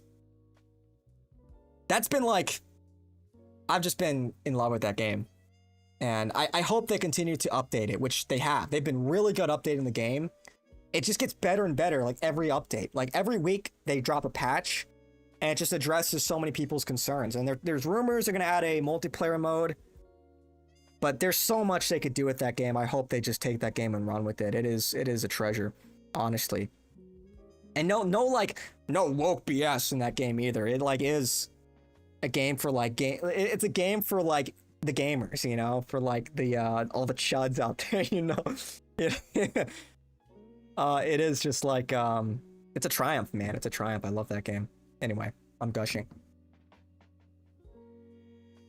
Nissan ship is sunk. Lots of federal investigations going down right now in California. Not everyone in California is a dirtbag. Yeah. Well, again, you know, so there's still some time between now and, you know, I guess when do we think that the election campaigns are going to start picking up? Maybe like you know, halfway through next year. Maybe this time next year you're going to start seeing announcements, I think. Right? Do I have that timeline right? It's typically what, a year and a half, year and 3/4 is when the announcements start coming through of who's running. Wine country is peak. Yeah, it really is, man. Shit. It's just gorgeous. State is still red outside the cities. Come back to California. Even Elon wants to return to California. Yeah, dude, if we had mass deportations, yeah, you'd probably turn California back red. Just another failure of the Trump administration. Sonomaco greater than Napaco. I'm only 48 hours into just Hernan. I play to enjoy the game and not rush to say I beat it. I feel like it might be a 400. Yeah, dude, same. I like tried my best to avoid spoilers and stuff and just take my time, and I'm really glad I did. Yeah. Awesome game. Awesome fucking game. Like, finally some good food, man. Finally. Just what the doctor ordered. I'm so pleased that game's getting the love it deserves. If you had the money, you'd move north. Keep it, bro. Appreciate you. Appreciate you. Yes, read Exodus and Genesis. Yeah, I mean, yeah, I'm familiar with it, but I'm just not sure what you're getting at. Like yeah, the Jews and their ancestral homeland. Yeah, it was promised to them 3,000 years ago and all of that, but you know, what's the point? Because, you know, and first of all, has anybody really promised anything? Because throughout history, yeah, a lot of countries, a lot of kingdoms have risen and fallen. Wars, you know, one country, one group of people, one nation conquers another nation. Nobody's promised shit, ultimately. So if that's what you're getting at, like, you know, people live there, like in Palestine now, and the Israelis want to kick them out. They've been killing it with the updates to just blowing all AAA titles out of the water. Yeah, real. I'm so excited to see where that game goes. Yeah. And all the Western game devs are seething because, you know, they're funded by the same people that make Western games, and they're all like super gay and dysfunctional. So, W Korean game devs. And not a single microtransaction in sight. Love it. Has Beardson returned to Crimson Desert? I don't know. You know, he got hard filtered by a boss because he's bad and impatient. You know, so it's like stick to your games for retards, Beardson. Stick to the game that plays the game for you. You need yellow paint painted everywhere to tell you where to go, Beardson. You can't beat a boss, a simple boss. I one-shot that boss that he got stuck on. A couple new updates.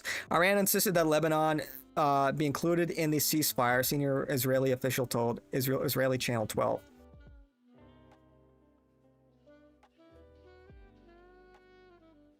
Now I'm not sure. Was Israel included in the war in the ceasefire?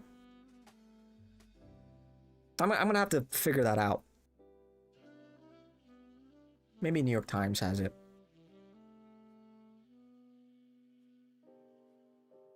Any updates on this?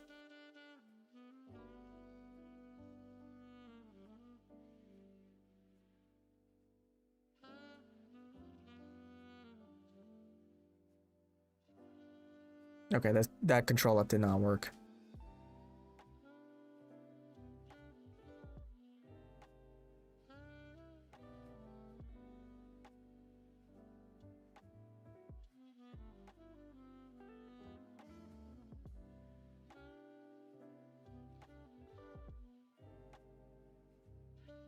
Hmm.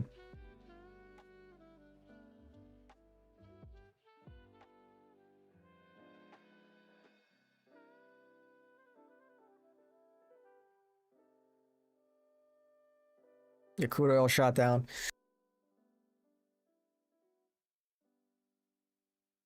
I don't know the exact terms of the deal. It seems to be somewhat opaque.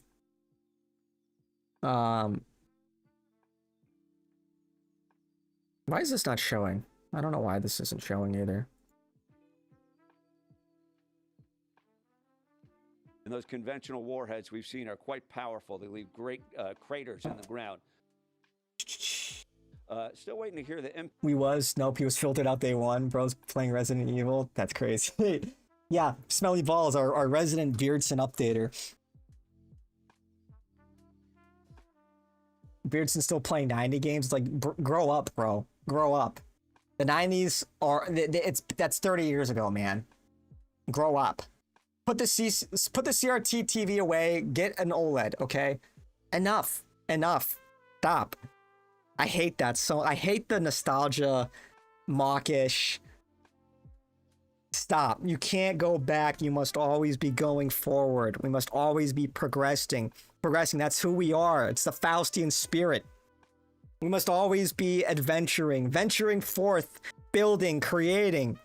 We're pioneers, conquerors, damn it. We can't go back to the 90s just to shut out.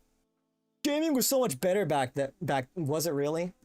Was it really? On your PS1 with one fucking thumbstick, was it really better? No, the PS1 didn't even have thumbsticks. Like the Nintendo 64 with 3 prongs on the controller. Like, who did they fucking design a controller for? Okay? You have 3 handles. The Japanese were not cooking with that one, okay? Like, this makes so much more fucking sense. This makes so much more fucking... You're telling me let's go back to... I'm sorry, am I like an alien? Am I Zorp? Do I have a third fucking hand to... What are we talking about? GoldenEye was like the best game ever. Shut up. If I hear somebody bring up GoldenEye one more time, shut up, please. Anyway, that's a justified crash out. Not gonna go. Throw all the tech bros in the ocean. Based. The AI was unclear on the terms as well. It's just like not clear. That's why I think there's just a lot. Seems like a lot of hearsay. I guess we'll know more maybe in the morning.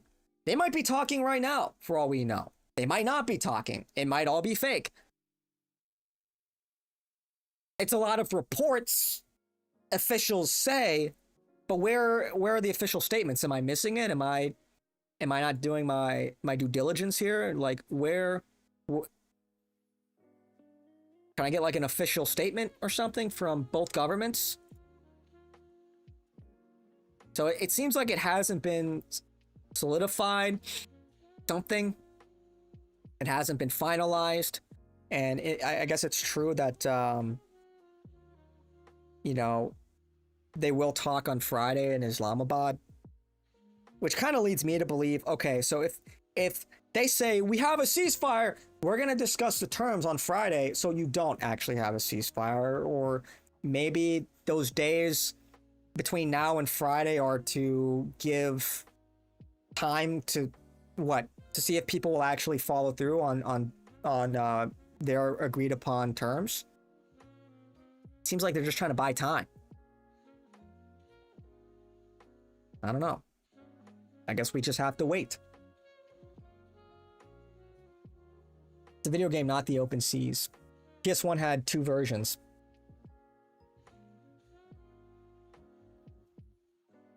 Did it? Or the controller?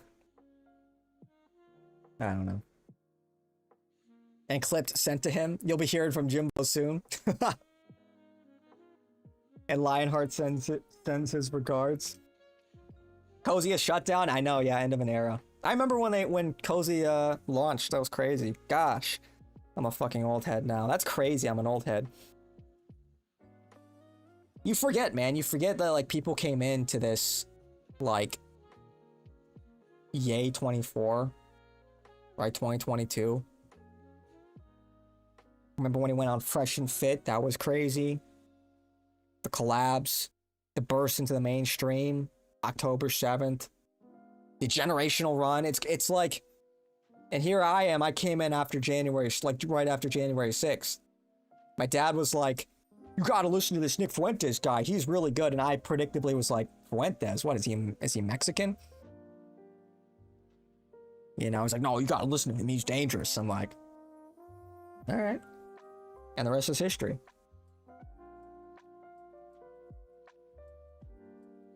Beardson probably has a room full of arcade video games. Yeah, I believe it. SMH. Did Cozy dump all the other shows? It's no longer operational because it's kind of redundant and costs Nick a lot of money. Yeah. So it's shut down. You know, hopefully we'll never see it again. Because if we do, then things are not going according to plan. You know, things are not looking great. Where can I watch Beardson? Yeah, on Kick. I think a lot of them are on Kick. I think Tyler Russell's on Kick. Beardson's on Kick. I think Chad Champion is on Rumble. Who are some of the other... I don't know if Tenryo still stream? I think Vince James is on Rumble. Chief Trumpster streams on X, I think. Who are some other Groiper streamers? I would add Kai, but he's not a Groiper. He's not a Groiper, remember that.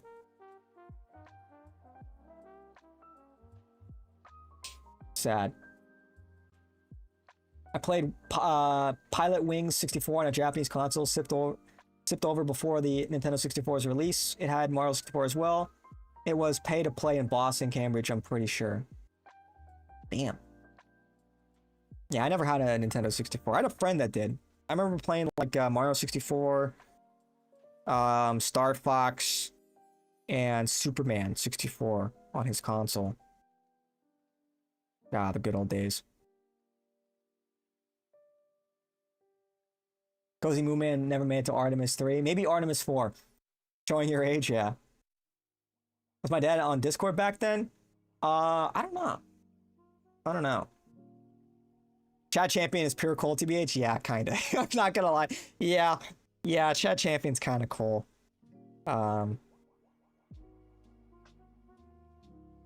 Sometimes he posts gems, but it's a lot of... I just don't love the irony posting all the time, the sort of... I don't know. He's sort of lacking an earnestness that I think makes him a little off-putting.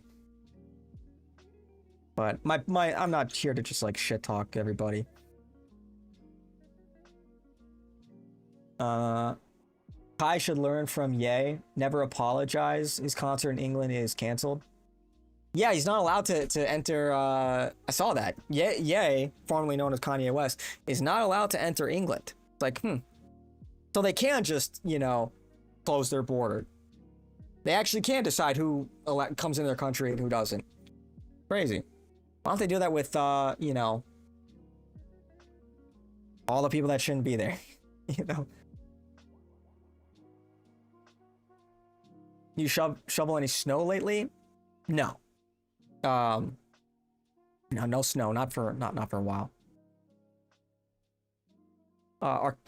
Arcades were cool because it was like playing competitive online before the internet. I miss that way more than these nostalgia lames. Yeah, arcades were pretty cool back in the day. You know? I was never like huge into arcades because when I was a kid they were already kind of dying. But yeah, there was some fun to be had there. Next, you're gonna say NBA Jam is overrated. Am I pissing off all the old heads? I'm sorry. I'm sorry. Mello is top Goiper streamer. Let's go. CI gang is all here. Nice. All this, yeah, all the California bots. Yeah, man. Yeah, it's wild. You know, you sort of forget how much has really transpired over the last few years. It's like a lot of people just weren't around, you know, back in 21, back in the Cozy. Like, it was like the Wild fucking West on Cozy, man. Like, every night when Nick would do his show, like, he would just get a fucking headache from all the Cozy streamers, like, beefing with one another. You know? Ethan Ralph was, you know, talking shit to, like, Beaky Bimbo. You know, and they had beef with Beardson, and Beardson leaked her news in some group chat, and it was like Nick is out here like trying to like save America and the white race, and you've got a bunch of fucking retards on his platform like bugging him. Nick, did you see what Jimbo did? Nick, do something about this. Nick, Ethan Ralph is an asshole, like. And this is like in the midst of like Nick losing his bank account, being put on the no-fly list, you know, being canceled, censored everywhere. And you've got like this like drama. Like look at where we are now. Look at where, like, we're on another frequency. Look at where we are now. Trump is in, or Nick is in the mainstream. He was the dinner guest with Trump. You know, he's being blowing up everywhere. Gets like 35,000 live viewers every night at like midnight. Okay. You rewind back then when Nick was getting like a few thousand every night, and he had to deal with this like retarded shit every fucking day. And there were no signs of the censorship ending. We were in the middle of a lockdown. Man. I guess that's a white pill. But the black pill is the super chats are even more retarded than they were back then. You know? And if you're like a new head, you won't get it. Like, if you're new to watching Nick's show, it's like, why is he crashing out on all these questions? I thought that was a good question. Just lurk. Lurk for a year, and you'll get it. Why is he being so mean to the super chats? That was a good question. I want to know what books he reads. Lurk for a year, you know, and then you'll get it. Anyway. EMJ, that's crazy. All the backstabbing was crazy. EMJ. The fuck was his problem, man? Obviously, Judas McNeil. Yeah. So, like, what was it? Was not Bookcat. It was I think Bookcat crashed out on him too. Who was the other guy? Big Tech. Remember Big Tech, dude? Imagine like, it's crazy. It's crazy, like how much better a lot of those guys' careers would be if they just weren't like traitorous, duplicitous scumbags. Crazy. California's done already. Get ready to shovel if you wish to live. Wait, I can't read it. What was that say? I'm not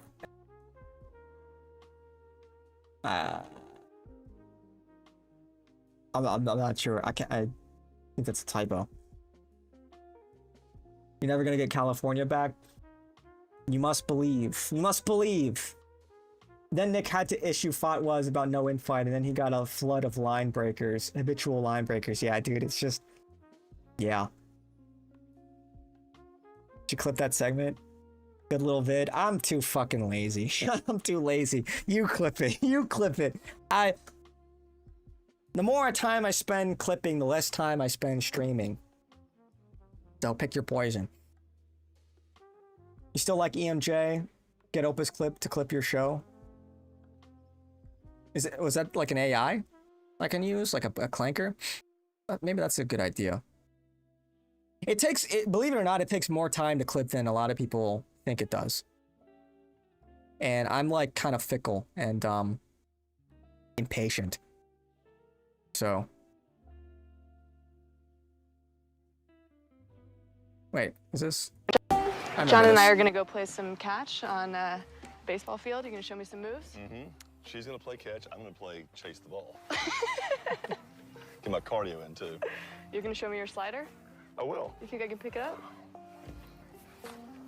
No? I was Is that a no? having to overcome an obnoxious comment. I was like, "You gonna show me your slider?"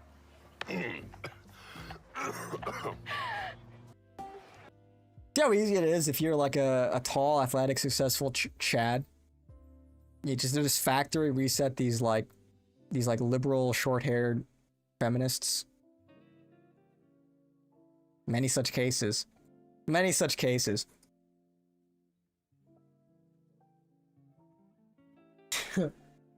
I played NBA Jam in an arcade a few times, but played it in a decent amount of SNES.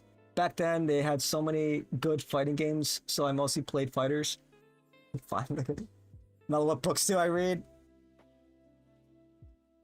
I haven't read a book in a while, actually.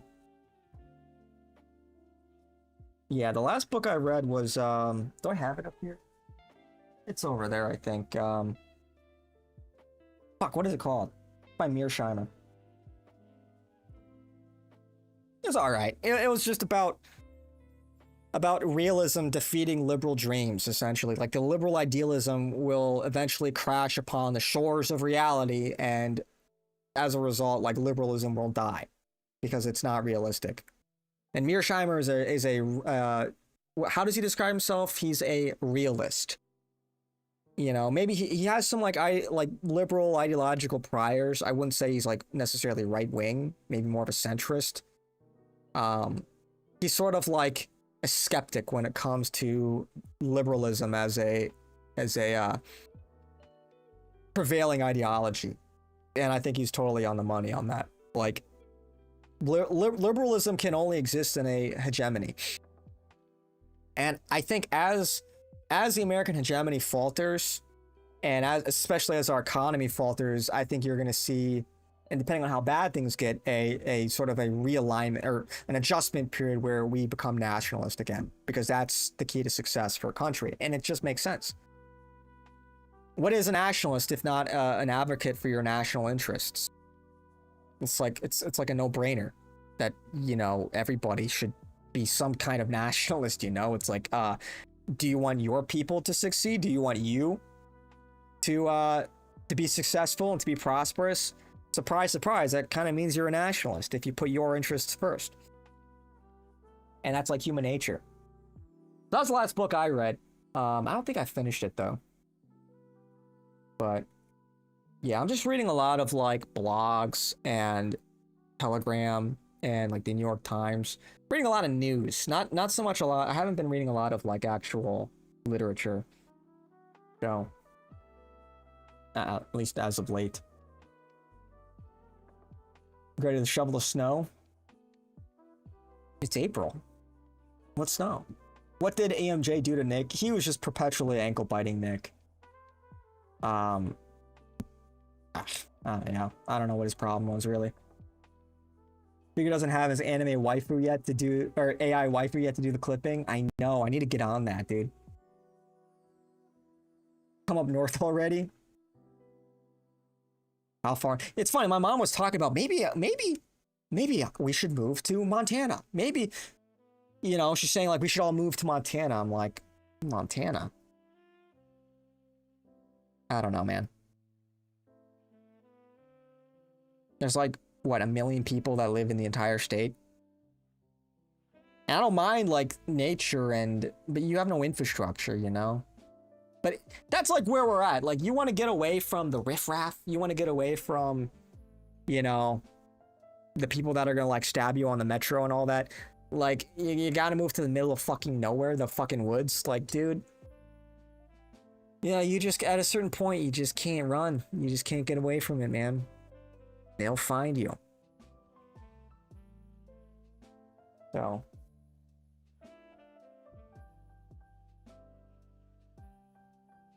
Equipment gross. Flip your Crimson as gameplay and have it running in the background at the same time as your BGM for your streams, if you're gonna clip farm. Maybe, yeah. Or like maybe just some like B-roll of like me like DMing in Counter-Strike or something. Just something to keep the you know, short attention span viewer. You know, it's like flashing the lights in front of the fucking guy, you know? That GIF. That's what it's like. You know, you gotta like, hey, pay attention. You gotta jangle the keys. You gotta have 6 things going on at the same time as I'm talking. Dude. That's like so much. And I'm so lazy. I'm so lazy, man. I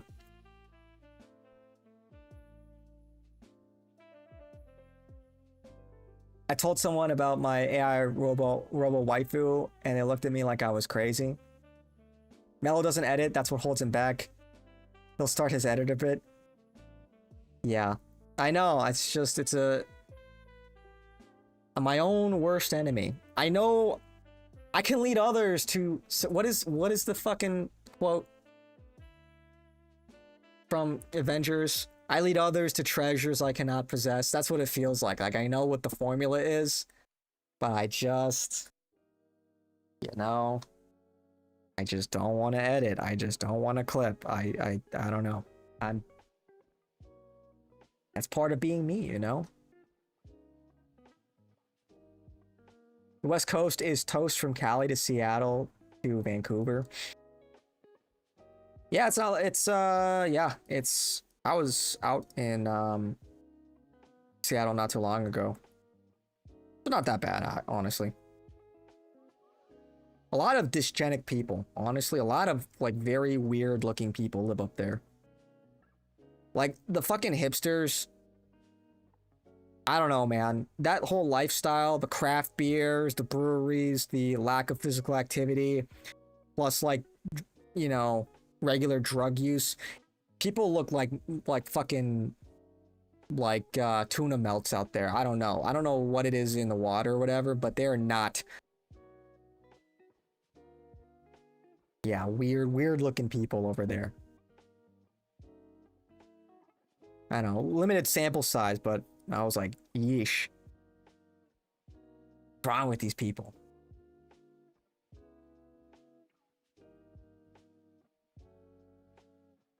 Anime AI waifus will be a game changer. Pope Leo the 14th will save us. Yeah. Pope Leo, if you could hear us, please. I should make an AI limbless anime. Yeah, a little backpack. Little nugget AI. Nuggy.ai. I'll go hard. I don't read books, I just read memes. You know, I'm gonna say something maybe a little controversial. But maybe this is the engineer brain thinking, but it's like... One of the reasons why, this might sound really kind of pedestrian, but one of the reasons why we read books is for information. So, if I'm after the information, then, you know, what is like... Why read an entire book if you can distill that information down into, like, summaries? You know what I mean? Spark notes. And don't get me wrong, reading is good. Reading, you should read books and everything. But it's kind of like, once you get what you want out of the book, it's like... do you need, like, a million examples? Or do you sort of understand... Because if you only have so many hours in the day, it's like... I want to hear the novel takes, and if it piques my interest, if I hear something, like, novel and unique, then maybe I'll continue reading. But otherwise, it's like... you know, a lot of people think reading make them smart, and it's like, not necessarily, you know? Just because you've read a stack of books doesn't mean you can come up with an original thought, or you have critical thinking skills. And that's not cope, that's true. Like, a lot of people think that they can just name drop their way through a discussion. Well, like, as Nietzsche wrote, and it's like, okay, bro, like, have a novel idea, for yourself. And so a lot of people read to, like, keep up appearances because they want to, like, good boy points. They want to feel good about themselves. They want to feel enlightened or like an intellectual. And a lot of it is just a LARP. So and this is not me knocking on reading. I think it's very important to read. I think it's a great way to retain information, but it's also what you read. And, you know, yeah. So like I do a lot of reading, a lot of it is news, a lot of it is analysis.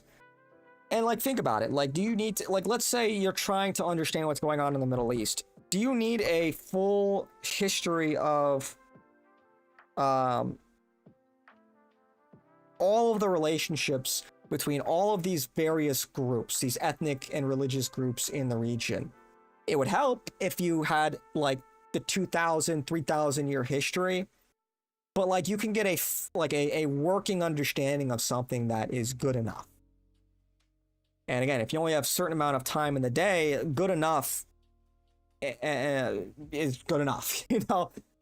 And that's not me saying go out and be ignorant, but it's like, if you've got a lot of things you've got to cover, you know, a lot of things you need to learn about. You need to learn about these ethnic tensions, but also learn a little bit about nuclear enrichment, also learn about like military doctrine and engagement ranges, standoff distances, you know, hardware, you know, trade deals, military trade deals and alliances made in the last 40 years. Like, you understand what I'm saying? Like, so to get like a very good understanding of what's going on, you might not necessarily be able to get that from my book. It's all about information. Maybe you can get parts of that from a book, probably like the long storied history of the region and these different groups. But a lot of this you're going to have to get from news articles. A lot of this you're going to have to get from, you know, maybe even blogs that cite things and that are credible. And so a big challenge, I think, in the modern age is sort of identifying what you don't know, and also what you need to know. That's a big challenge. I think a lot of people, it's not on their radar. It's one thing to know what you know, but it's another thing to know what you don't know and what you need to know. So if you have like a question, literally Google it, literally look it up. Don't sit on that question. Just try to answer it as quickly as possible. And that's how you get the most out of whatever IQ you have, is you just have to keep engaging and challenging yourself. You know, when I am not on the ball, like if I feel like if I that week that I wasn't really engaging in politics or news, and I was just kind of like playing a bunch of fucking Crimson Desert, I was noticeably duller than I would otherwise be if I was constantly engaging and keeping sharp, you know? You have to sort of, it's a maintenance. It's a maintenance. You have to keep flexing these intellectual muscles. Otherwise they atrophy, like any muscle. So that's the thing, like there are a lot of smart people that like people with high IQs that say dumb shit or don't really fully understand things because they're not engaging with things in the way that they should be. They're not thinking critically. And maybe they never developed that skill because, you know, honestly, unless you had like a father figure in your life or like parental figures that are gonna, maybe it was a really good teacher, but somebody in your life that doesn't like go out of their way to try to get you to think critically, you're not gonna do it. You know, always asking questions, you know, kind of having this sort of curiosity that I don't think, you know, most people just don't have that kind of curiosity, I think. But that is a sign of intellect. So I'm just going off now.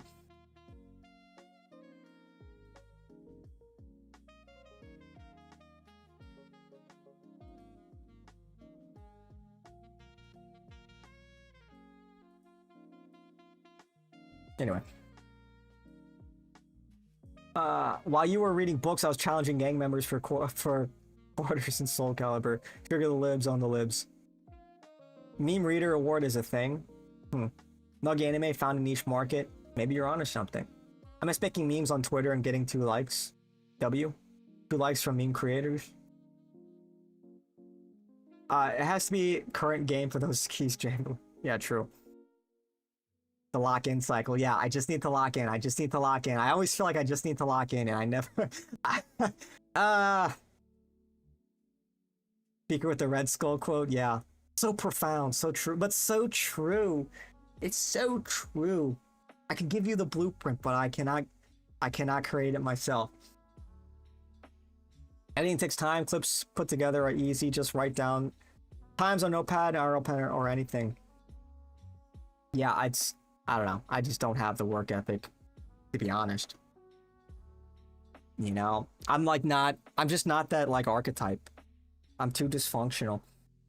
But that's why I am the way that I am. I'm just such a special snowflake, you know? Anyway, write an entire book if you can utilize it IRL. If you can't utilize it IRL.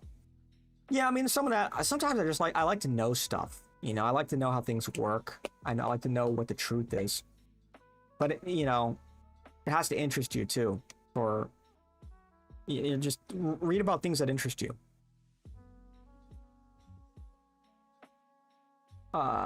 After assigning myself that I'll never read the Summa Theologica, I use AI to find what I need in the Summa. Well, I mean, like, are you supposed to, though, read that? That's not, like, something you would read, like, from front to back. I mean, like I've got the catechism right over there. I'm not gonna read that from front to back. Hell no. One of those things you pull out when you need it. For specific sections. Like, what does the Catholic Church have to say about this? Let me consult the catechism. So... we need a debate between Mello and a Black Israelite. I don't want to put myself through that, dude. I just don't even want to entertain that. I'm at that point where, like, dude, I don't even really want to convince people, to be honest. It's such an exhausting affair. You know what I mean? Like, I just, like, you get a Bob that comes in and you try to explain how things are, and it's like,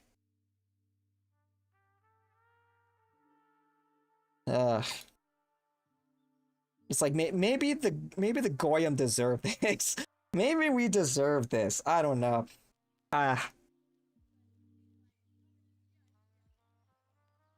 So I wait till one of you guys tells me about it. Oh, what, the book? Candace Owens can't read. She's a multi-millionaire. True. That's aspirational. Just don't debate high-profile people. Well, why wouldn't I if I could? Yo, as a French Canadian, I can tell you, Alain Soral is the best Franco to follow worldwide. Do I don't know if do I know of him? If you want to know what a true nationalist dissident can be going through in France, I think I saw some of his posts recently. What happened to the Bobs?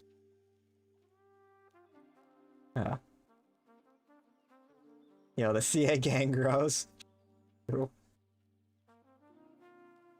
Contra culture? I've heard of them.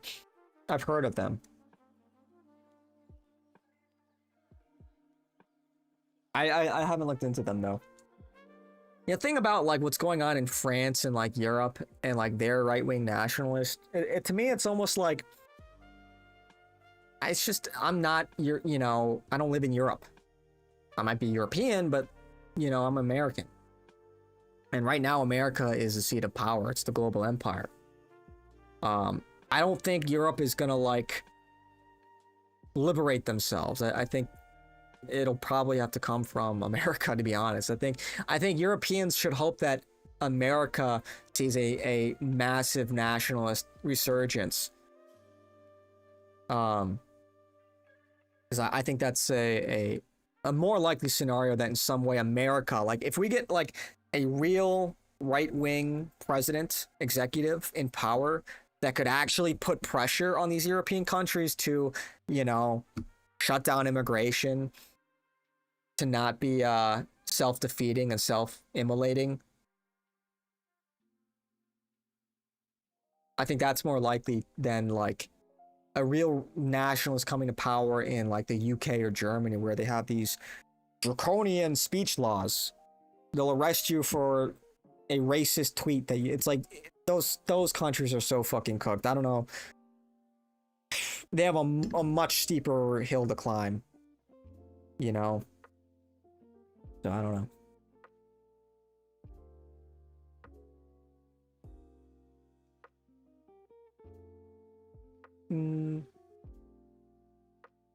Guy here earlier was acting like, when will Kumquat return? He came back. He's back. You never really got going. You like unhinged Bobs.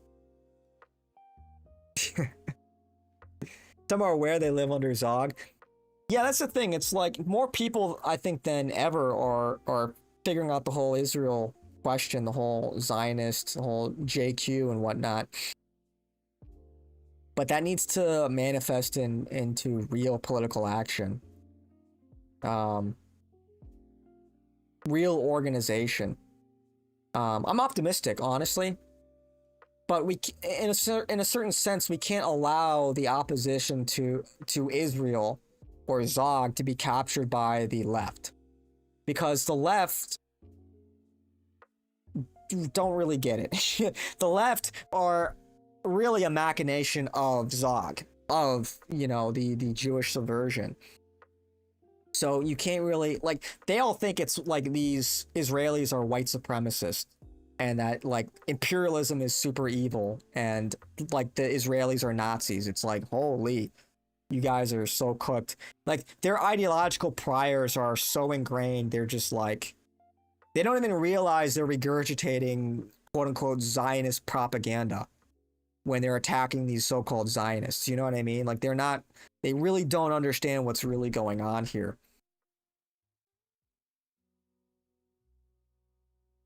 So, I was like, oh, you were going to be a Bob? That's crazy. You're literally retarded. Candace Owens is so fake and it shows. Yeah, I just, to me, it's almost like she's just addicted to, like, her own, first of all, she believes her own press, but she's just addicted to the most sensational, and a lot of people are like that. They just want to believe the most sensational version of events. And it's like, you know, unfortunately, look, sometimes reality is stranger than fiction, but the vast majority of times, it's kind of mundane. And people don't want to sit through a monologue, a really like a lecture about all of the movers and shakers that actually control things in some capacity, that actually have influence, because it's boring. You know, when Nick goes on a monologue about the Teal Network, all of these different patronage networks, some people, their eyes roll to the back of their head, and it's like you lose them. Because that just, whoosh, you know, not enough jingling lights, not enough conspiracy theories about satanic pedophiles to keep them interested. And it sucks that that's how it is, but it's like a great filter, you know? Who the fuck is messaging me on Discord right now? Rich Galloway. Yeah, I can't say that on YouTube. I don't think. As you confirmed, AOC is a Jew. You can't take an alternative route to Zionism. I mean, I think she literally is. Like, she literally has Jewish ancestry.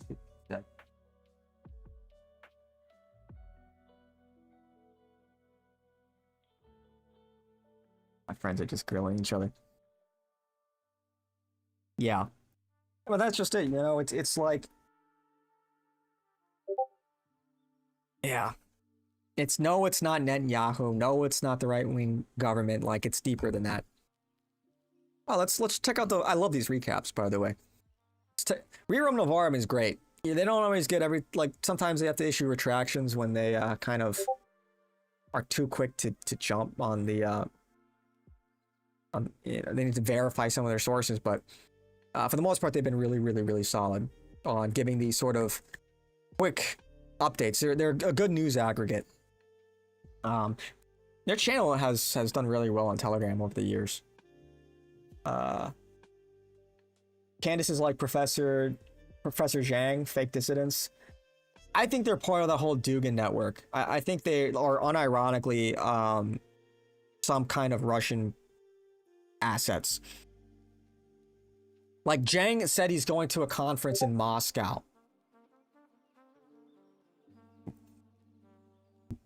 Bro's not beating the allegations. Dude, can these people fucking chill? Anyway. What was I saying? Oh yeah, Dugin.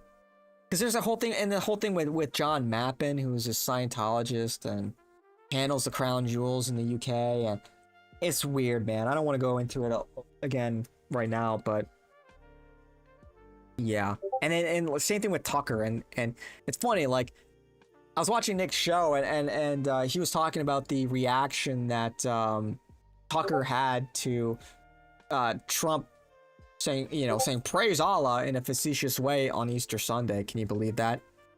And Tucker crashed out and said, "You don't make fun of Islam." And it's like, is bro actually funded by Qatar? Why does Tucker have a house in Qatar? That's weird. He probably is funded by Qatar. It's what I'm saying, man. It's like our country's up for fucking grabs. Like, you got all this foreign influence and money pouring in.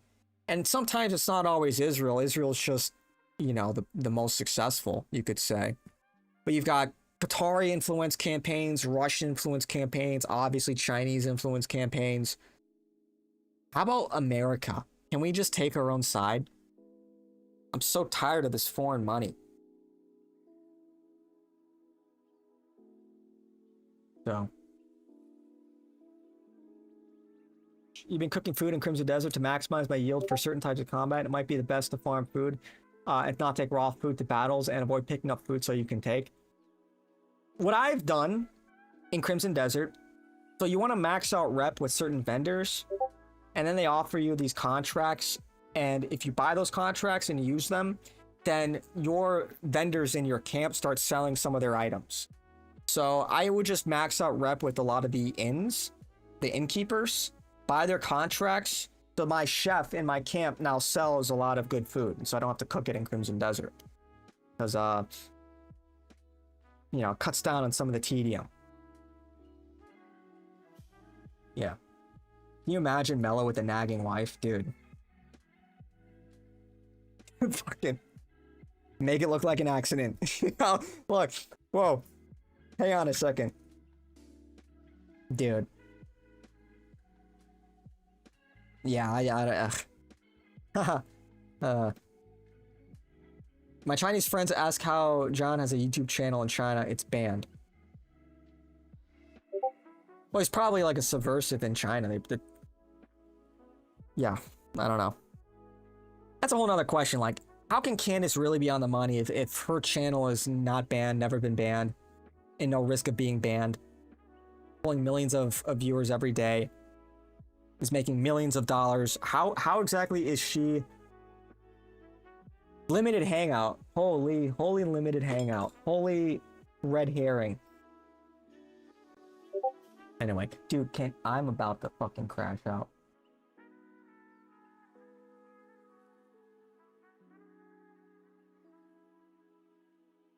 I haven't watched Tucker since he was talking about Nick. Yeah, Tucker fell off. Limited hangout.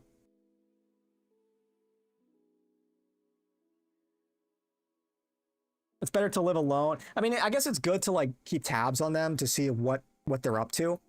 Little opposition research for the same reason why, you know, sometimes I check in on like the Times of Israel, their Jerusalem Post.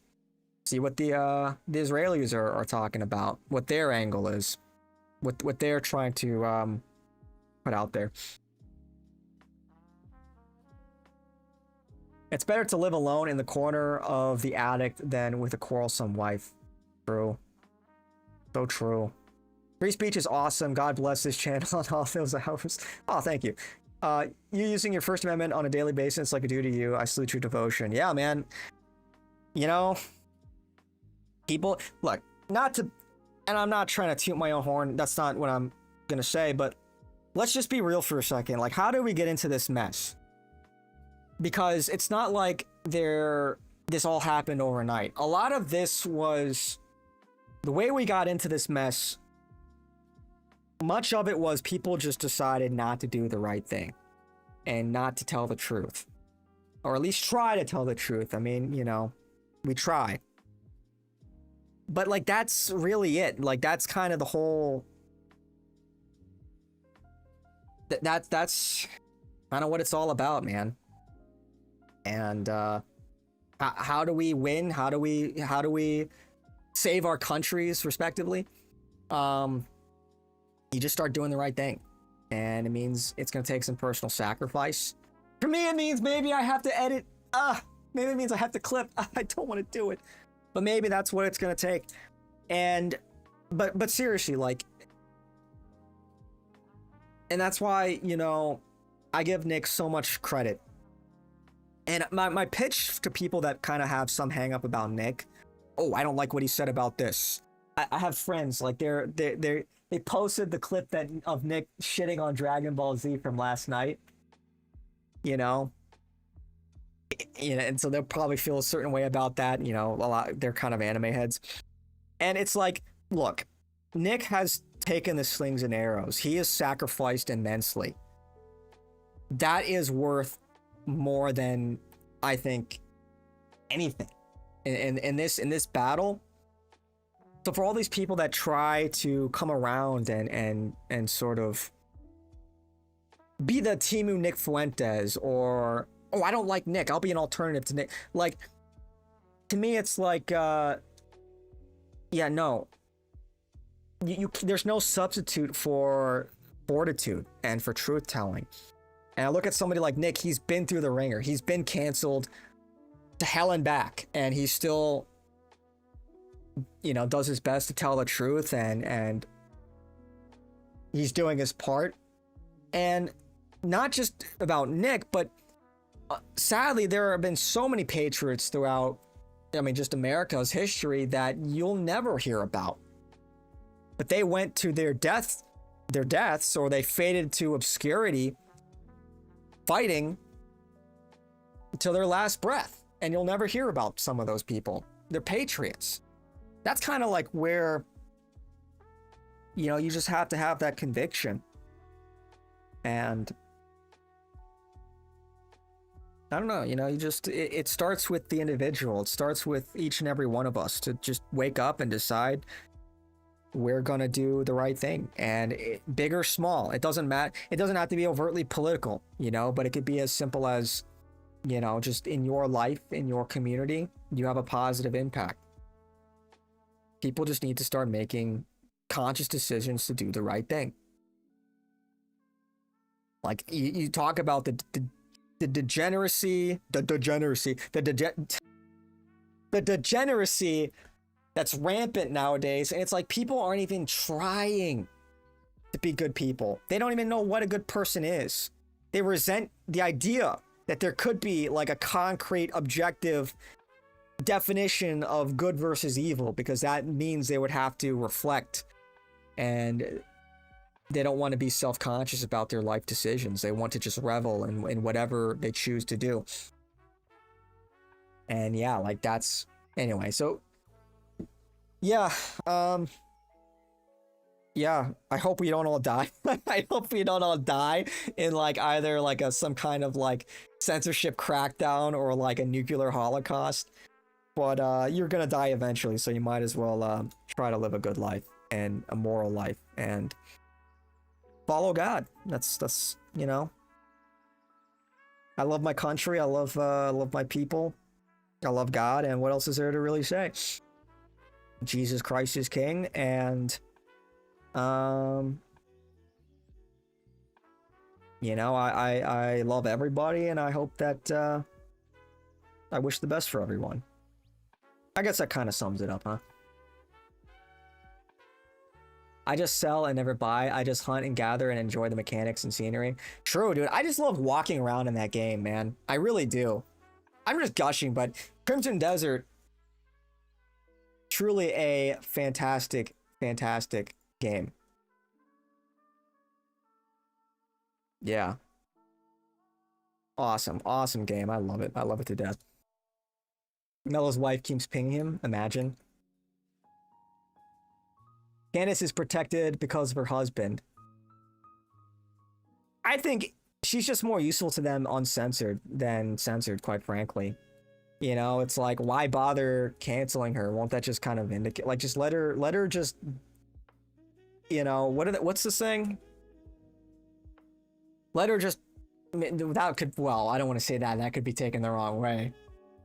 I was gonna say just let her hang herself, but I'm like, well, you know, maybe not beating the racist allegations if I say that. That's not what I meant. Wait. Not in that kind of way. I mean, you know, like, let her bear the consequences of her own actions is what I'm trying to say, you know? So. Oh, fuck. Never beating the allegations, huh? She's adding the... yeah, my wife. I don't even use comment much, and I'm a big Wolong Fallen Dynasty fan and Wukong player. Yeah, I just love that game. Like, the combat is really fun. And it gets better. As you, like, level and you... develop your skills and your equipment and you get more abyss gears, the combat just starts really, it's fun at the start, but it really like comes together as you're like flowing, you unlock more skills and you're weaving combos together and you've got like a build and all that. That game is so fun. I keep gushing, but really I haven't been this like enthralled by a game in years. It really is like the Skyrim 2.0. So I'm going to get rid of Twitch. I can just get a notification if I don't miss big bitty Gothic's incredible stream. What the fuck? Who are you following on Twitch? That sounds like a you problem. Just sounds like a trad. True. Hey, and ask her if she prefers Norva Soda or TLM. I'm sure she's super based. It's never Sweetie Nuggy Twitch show. There's a market. Maybe it's your opportunity, MGO. That's all you. The degeneracy, yeah. Not my best moment. Yeah, Crisis King is Balbo and a Nugget. Ooh. Big love from Quebec. Big love from Chicago. Mellow racist. Yeah, true. Hope you the best. Thank you. I appreciate that. I really do. I appreciate the support. Appreciate the super chat. You just follow me on Twitch? Oh, did you? Oh, you just follow me on Twitch. Oh, okay. I thought you said like just now. Gotcha. Yeah, Twitch is kind of shit, man. It's just like, dude, there's so many ads. If you don't have like, and they make it so hard to get like a proper ad block working on that. By the way, if you don't have an ad block, get one. I can't imagine not having an ad block, dude. And I say this as somebody like, look, I don't have AdSense. I think I have AdSense on Twitch. I do actually, but you know, small, like, not getting anything from it. But yeah, it's just like, YouTube is just way better because you can pause, rewind, a live stream. Twitch is just dog shit. Just adds up the ass. Anyway, I've been like just derailing myself. Let's see what the recap is for today. Maybe we can learn a little bit more about this deal. War in Iran, April 7th, day 39 recap. Has it been 39 days? Damn. I guess it has. Wow. Time flies. Israel strikes Iranian petrochemical facilities. That was early in the morning, I believe. President Trump announces a suspension of tonight's planned bombing campaign, as well as a 2-week ceasefire. That was brokered by Pakistan. Israel has also agreed to the temporary ceasefire, a White House official tells CNN. Israel does not like this deal, to put it mildly, but Trump decides, says Avram of the Israeli Channel 12. Again, it just seems like, what's the I need to actually look up how this term is pronounced. Kayfabe? But it just seems fake. It seems like the same play they did before when they were trying to put maximum pressure on Iran. You know, Israel breaks a ceasefire. Trump says, I'm not happy with this. Trump brokers a peace deal. Israel says, we're not happy with this, but Trump's the boss. Spoilers, he's not. Netanyahu is the boss. But anyway, a last-minute intervention by China helped lead to Iran accepting Pakistan's 2-week ceasefire proposal, 3 Iranian officials tell the New York Times. The first round of negotiations between the U.S. and Iran on an agreement to end the war is set to take place in Islamabad on Friday, according to Axios. We were surprised by Trump's decision and received updates at the last minute after everything was decided, an Israeli security source tells Israeli Channel 12. For a period of 2 weeks, safe passage through the Strait of Hormuz will be possible via coordination with Iran's armed forces and with due consideration of technical limitations, says Aragachi, Iran's foreign minister. All military operations against Iran have been halted, a U.S. official tells Al Jazeera. The ceasefire includes Lebanon, reports Yanet. The ceasefire is set to begin this evening, but it will take time for orders to reach individual units in the IRGC, a U.S. official tells Axios. U.S. Secretary of War Pete Hegseth and General Dan Kane will hold a press conference on Operation Epic Fury tomorrow at 8 a.m. Eastern Time. Iranian missiles struck Jubail Industrial City, Saudi Arabia. Iranian missiles struck central and southern Israel. Secretary of State Marco Rubio confirms the release of American journalist Shelley Kilson from Kataib Hezbollah captivity. Abu Dhabi authorities are responding to a fire at the Habshan gas processing facility. Iran and Oman will charge passage fees through the Strait of Hormuz in accordance with the 2-week ceasefire plan, according to the Associated Press. Iran plans to use the funds for reconstruction, while it is unclear what Oman will use its portion for. I guess it doesn't really matter, right? I mean, money is money, right? Goop is goop. Iranian Supreme Leader Mojtaba Khamenei has ordered IRGC missile units to stop firing, according to Iranian state media. The U.S. negotiation team will consist of Vice President J.D. Vance and 2 previous envoys, Jared Kushner and Steve Witkoff, according to CNN. Oh, boy. Wow, what a team. Yeah, Special Envoy Steve Witkoff, Jared Kushner, of course. He's gonna be he's gonna be in the background. You're gonna see the picture with JD and whoever he's negotiating with, and of course you're gonna see Jared Kushner in the background, like the meme, you know, always behind, always in the background. Yeah, I'm so confident this is gonna pan out. Iran insisted that Lebanon be included in the ceasefire, a senior Israeli official told Israeli Channel 12. The Islamic resistance in Iraq has announced that it will cooperate with the 2-week ceasefire and suspend all operations. Iran's uranium will be perfectly taken care of, President Trump tells AFP.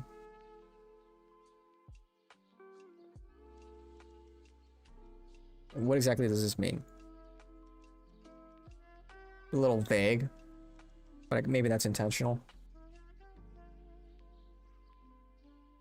Does Brave Bowser work on Twitch? No, you have to do like this extra thing using Tamper Monkey, and there's a good video on it that I have to dig up, but Brave Browser alone does not work. You need to use a specific script, and the one I'm using on here works pretty well. Yeah, it seems to still be working.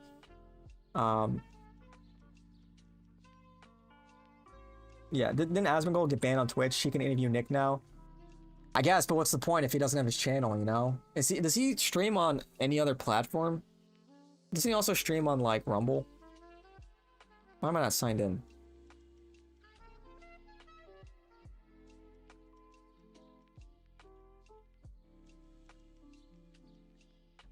It looks like it's just re-uploads of his YouTube channel, but I don't think he actually streams, no. He stream on Kick? Indian jungle behind. I love Vic. Thank you. Oh, I guess he does. I guess he streams on both.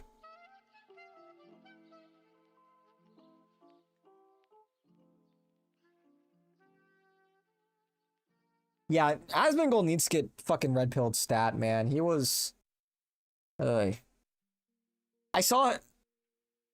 I saw this one video where he was reacting to... This is totally off topic. It has to do with Crimson Desert. But there's something that I think is kind of pernicious in this line of thinking.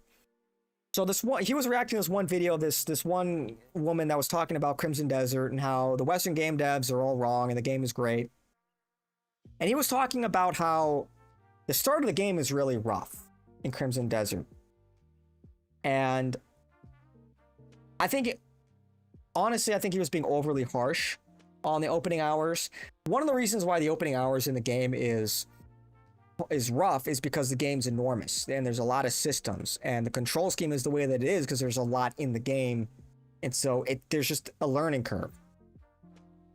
Anyway, now he equated some of like those problems in development. He said like, well, these patches have been great, but they should have been there like day one. They could have delayed the game 2 weeks and the game would have been in a better state if it were that easy to put out patches. To which I would say, first of all, and I'm going somewhere with this, there's a broader thing I want to talk about. Like, first of all, no game, nothing can compare to releasing your game when it comes to QA. Your small team of QA that are testing the game, like, a lot of the issues that might be immediately apparent to like the general player base can actually be hard to pick up on for a very small team. And to Pearl Abyss's credit, they did fix a lot of these problems. One, you have to release the game at some point. You can't delay a game indefinitely. Two, there's just nothing quite like the feedback from your actual customer base. And 4 million of them at that, because the game sold over 4 million copies already. And one of the things he said, which I don't know where he got this from, but he said that he thinks the game suffered from toxic positivity in the development of the game. Like, and if you've heard this phrase, it's like, it's something that's you see a lot in like Western corporate culture, where everybody's going to be overly positive and they're not going to shoot down any ideas or be critical because everything must be positive. And that's why, like, maybe, they didn't address some of the immediate problems with the game before the game came out. To which I would say, where did you get that from? Like, where did you hear about toxic positivity in this studio? Especially a Korean dev studio. If anything, it would be the opposite. They would probably be like pretty oppressively overworking their staff and maybe overly negative. That kind of culture in Korea. I don't know where he got that from, but what I think is, and this is how a lot of people think, this is like a holdover from this like culture war. That he is sort of fitting this unrelated issue into this pre-constructed narrative. He has this problem with Western game dev culture, with toxic positivity. Therefore, that must be the problem with this game in a completely unrelated instance. This is in Korea. And there's no evidence that that was the problem that led to these sort of design shortcomings in the game. Why do I bring this up? Because a lot of people, I think, are thinking like this. Their ideological priors are leading them to certain conclusions and not the evidence. What evidence was there that that was the problem in this game? That was the problem in the development of this game. But Asmongold goes live, and I'm not trying to rag on Asmongold, but he goes live 6 hours every day, and it's like kind of the same spiel. Ragging on the woke culture, ragging on, toxic, feminism, toxic positivity. And it's like, I guess, so if that's your shtick, if you're a hammer, then everything looks like a nail, right? And a lot of people sort of pigeonhole their thinking into a very narrow way of thinking, a very narrow way of processing events and coming to conclusions that I don't think are accurate. And I think, I like Asmongold, but I think he's guilty of that.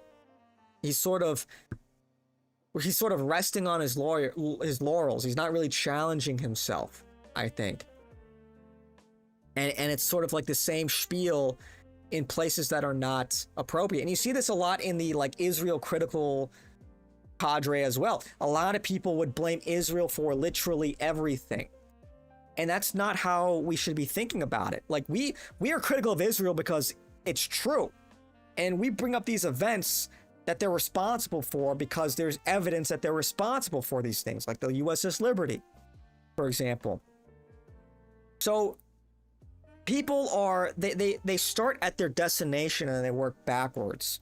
And it is this kind of thinking is not mutually exclusive to politics or the discussion on Zionism. It is just, unfortunately, it's intellectual laziness. It's midwittery. And we can't think like that. And it's very fatiguing seeing. I just clocked it because it's like it's the same line of thinking that we've seen a lot of these Israel critical people that just want to blame Israel for absolutely everything, even if the evidence doesn't support it, like the Charlie Kirk assassination. And I'm not saying it's impossible that Israel, obviously it's possible Israel killed them, but the evidence just isn't there. And people will sort of put the burden of evidence on you. Well, prove Israel didn't do it. And it's like, well, prove Israel did do it. Well, Israel can do it because they've done assassinations in the past. Okay, but what does that have to do with this? What does that have to do with Charlie Kirk, you know? And it's crazy how people are rewriting history and gaslighting everybody that like Charlie Kirk would have been against this war. It's like, what are you talking about? Charlie Kirk was like Israel Glazer #1. He was doing fucking tricks on it. He was like spitting on it. He was doing 720s on it, man. What do you like? He was a gatekeeper.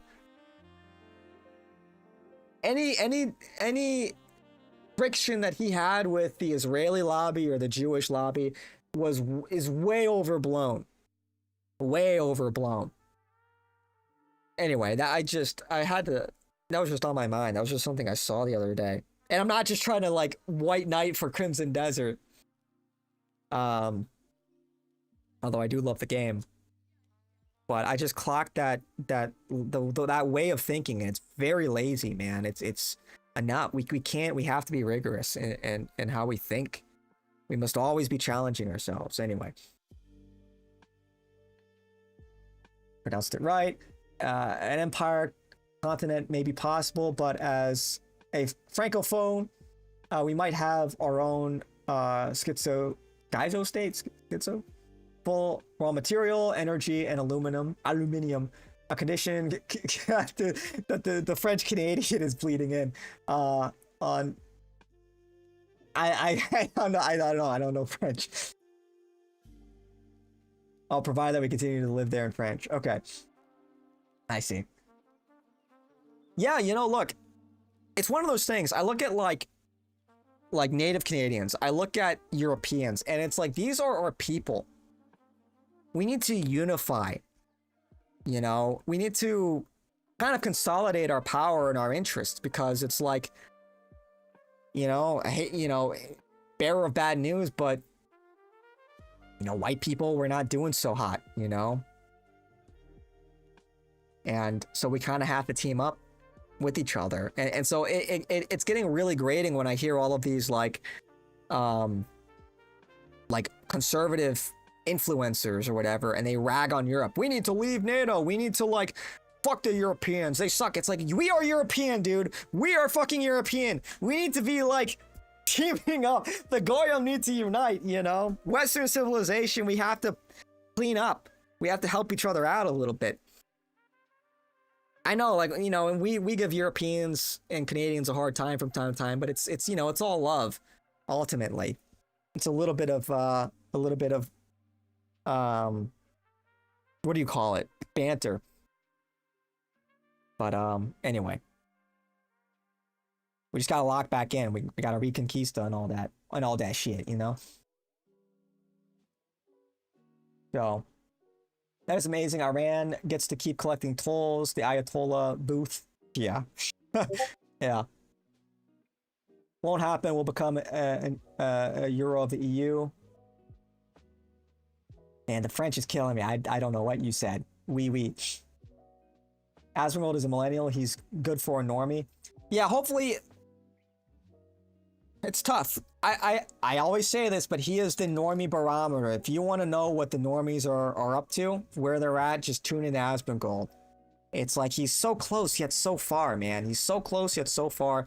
Honestly, I've said this before. A Nick collab could be the best thing to happen to him. Just really challenge him to like think differently. Like seriously. And I'm not saying that because I want the content. I think it would be good. But one of the best thing I think Nick does for his audience, I know it's Glaze Hour, but like, I think he really challenges people to think critically and to kind of go back to first principles. you know, and people need to be challenged. I think Asmongold needs to be challenged. Maybe not on stream, but he needs to challenge himself. I think he's sort of settled into this comfortable pocket, you know, go live, the woke, end stream. That was a good day of streaming. And it's like, you need to be challenging yourself. You know, you're always in flux. You're always in motion. A little emotion, and like an engine. We're like an engine of emotion, you know, something like that. Yeah. So I want to see Asmongold. I think has evolved well. I'll say something nice. He has gotten a lot better with his rhetoric. But I think he has even more room to grow, and he could be a huge asset to the team if he gets like fully red pilled, you know. I remember back when he was doing transmog competitions in World of Warcraft back in the Legion. Man, those were the days. And rant on older games. Yeah, they patched it quick but nerfed for the noobs. Storage expansion was needed though. Yeah, true. Storage expansion, huge. I do like it when the game was a little bit harder. I like a challenge. But I just sort of... I'll just like not craft the resurrection items. Like I have the recipe for it. Just to kind of like keep myself challenged, because if you have a stockpile of those and a stockpile of food, it's like, okay, you will just grind bosses down eventually. So I try not to use those. Anyway, PC will choose EU over the US because you're only speaking American, and this is lame. I'm confused. QC will choose EU over the US.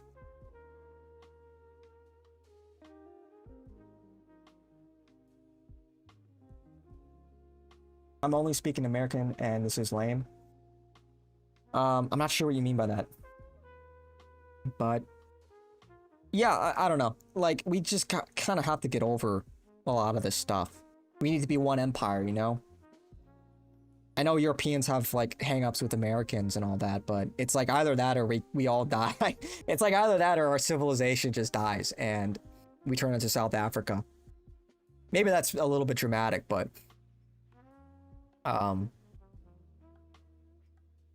because if things keep going this way, how are we going to constrain Israel?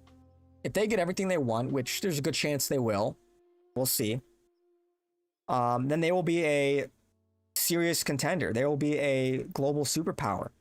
Who's going to keep them in check?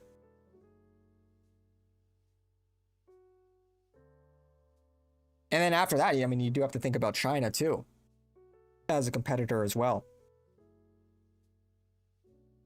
But like, Europeans beef on each other too much, you know? Like, aren't you, as a French Canadian, tired of everybody like shitting on the French all the time? It's like they're like the European punching bag. It's like the safe edgy. You'll see Redditors. I'm racist. I hate the French. Wow. So brave. So brave. Wow, yeah. Wow, what a hot take. Wow, whoa, calm down there, Becky. Huh. Yeah, that's wild. You'll get yourself in trouble with that one.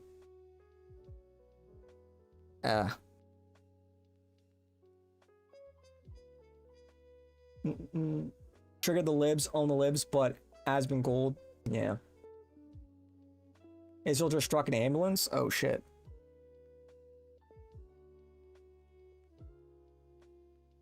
Let's see, we saw the recap. Pending future events, this will conclude our daily recap of the war in Iran. We will continue to bring live coverage of the anticipated negotiations, ceasefire progress, and military actions that take place as they occur. Wait, no, I love the daily recap.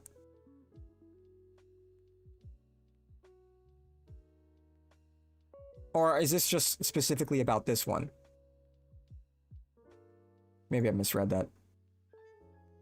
Over the last month and a half, Rerum Novarum has experienced the most growth in 2.5-year history. And it's all thanks to you, the followers of Rerum Novarum. I remember back when they were in their infancy. Well deserved. And the admin team, thank you for all the support. Yeah, follow Rerum Novarum on Twitter and Telegram. They're pretty great. They're pretty great. Definitely one of the best like channel news aggregate channels out there. Breaking Lebanon is not included in the 2-week ceasefire. Israel's minister's office. This directly contradicts Iranian and Pakistani terms for the ceasefire. Oh, yeah, look at that. Israel's targeted a vehicle in entire southern Lebanon. Oh, that's fantastic. They hit an ambulance. Ambulance. Well, that's great.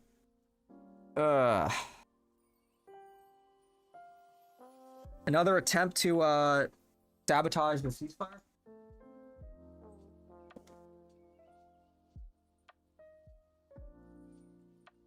Yeah.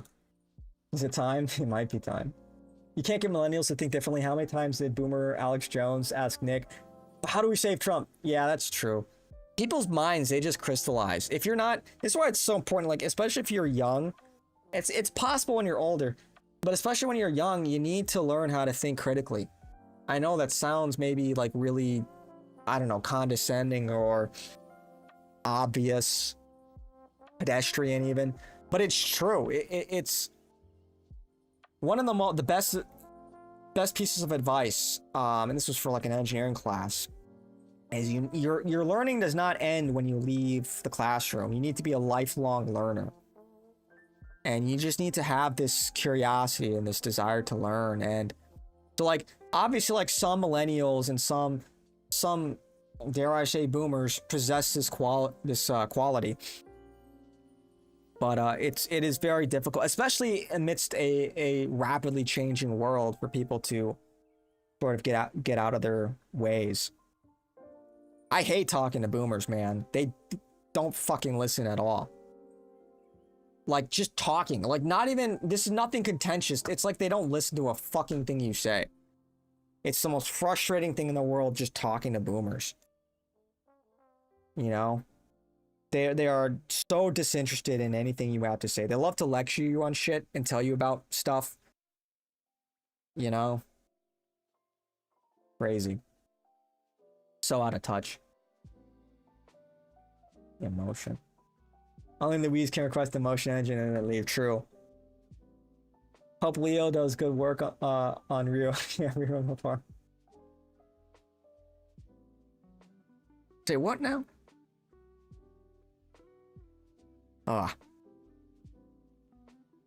Any updates on X though?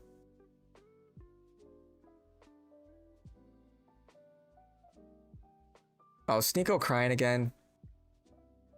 Well, me and Sneeko, we're like Ye and Virgil. Kind of. Virgil let me down. Yeah, that's... We're like Ye and Virgil. Okay. I don't really want to talk about this too much. I mean, there's like no benefit. Like, I see his Rumble and it's like... Bro is so mad, dude. Bro is so fucking mad, man. Holy fragile. And he puts my thumbnail. Sneeko's LARPing. Sneeko's a rat. What mud race that degenerate? Sneeko the mud cuck nigger has a stinky ran through Munkussy. Fuck Sneeko. His audience is completely turned. Like, anytime I tweet, you can see the replies. Anytime I tweet, you see them. Although he says things that, like, it'll go on like 2-3 minute thing. Bro, even in and chat. then say at the end, we love Sneeko. Even But then in we love chat, Sneeko, and then his bro. audience hears that. And they're like, yeah, fuck. And every single post I have now, it's just, it's them. Oh, shit. So, there's no... Yeah. Why are you mad, bro? Osmongold, what do you say about Hexeth? Fucking chill, man. All up in his feels.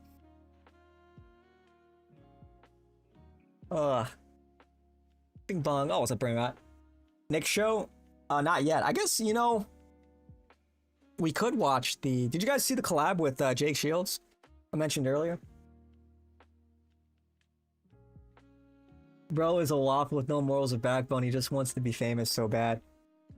Yeah, I don't know, man. I just... You fucking... The clown. The clown.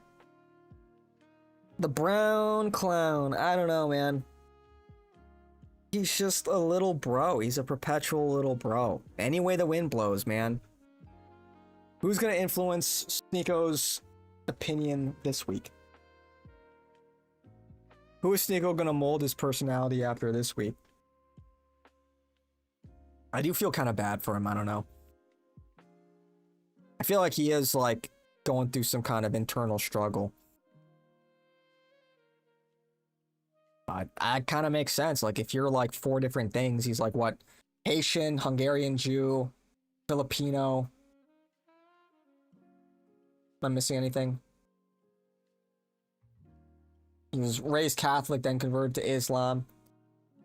Now he went through the red pill, went through the JQ, went through the conspiracy theory rabbit hole.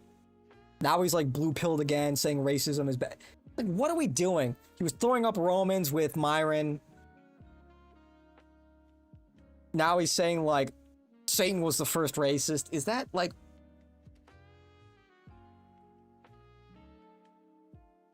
how have we regressed? He's like he was literally BFFs with Nick Fuentes, and now he's like a libtard. What happened? How does that happen? You're friends with Myron, Clavicular, Nick, and somehow you're now totally blue-pilled. What the fuck? You know, that's sort of the struggle, you know? That's part of like... You want to talk about like the effects of diversity, it's almost like a reflexive response. It's almost like these sorts of things are kind of, in a sense, inevitable because the friction of diversity never goes away. It can only be mitigated. So a person that is literally ethnically diverse is going to feel some level of conflict within them. And sometimes that manifests in animosity. And I think that's, and not to completely psychoanalyze Sneeko here, but that's kind of what it seems like. He's searching. I don't know. I feel bad for him, but it's like this shit. The call posting is just like, just getting to like unreal levels. Strategic coal reserves of Iran. Oh my goodness. Content creators have too much feels. It's also like, understand a lot of the friendships. Well, I'm just gonna be kind of keep it a buck for a second. A lot of the friendships and collabs like are kind of overblown. People are rarely ever as close as they seem on stream with one another. And when like you're friends with people, but you're also kind of also in competition with them too, because you're competing for the same audience. You know, it's a dick measuring contest. You know, somebody gets more traction, more motion than you. Maybe you feel bad, and it just so much. This also just brings the worst out of people. So a lot of it is just fake, and it's just in the content creator influencer space, just in general. There, I think, are very few legitimate friendships. JQ's Big Worst Day, you're proud of him? I have to watch that. I didn't catch it. I missed it. I'll be replay gang on that. Yeah, it was kind of mid-run of the mill show, minus near the end when they react to the possible ceasefire live. Run of the mill, just kind of going through the motion. Going through the emotion. Movie night with Jake Shields? Yeah, maybe. You're a Sneeko fan even though that's unpopular? That's so brave of you to admit. His real big blind spot is some of the racial shit, otherwise he's got most issues. Yeah, maybe we should remember Sneeko how he was at his best and not what he's sort of turned into. I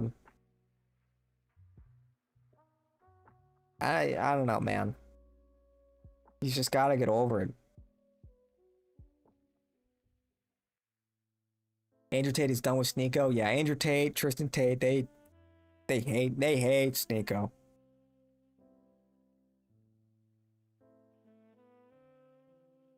Low IQ degenerate, he might actually do well in politics, sadly. I don't know what his endgame is.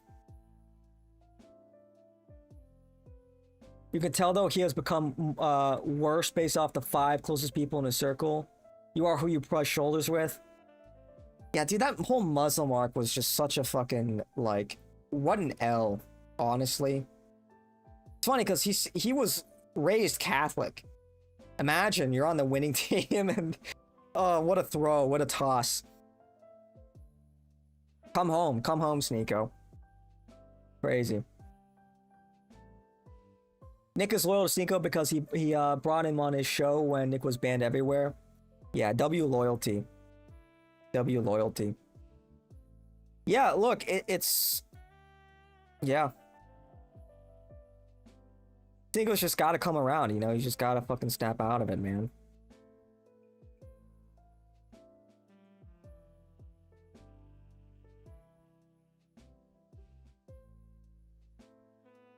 Labs of the real fake news, wake up and pray. Really showing my age, but if picked understandable, just most chat won't accept me.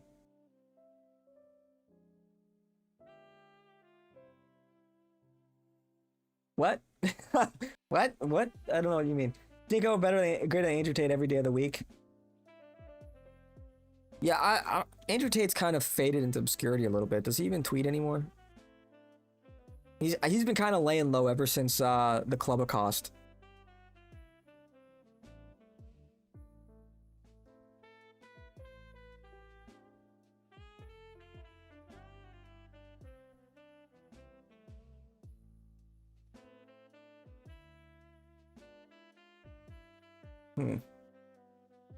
Anything new on Rerum?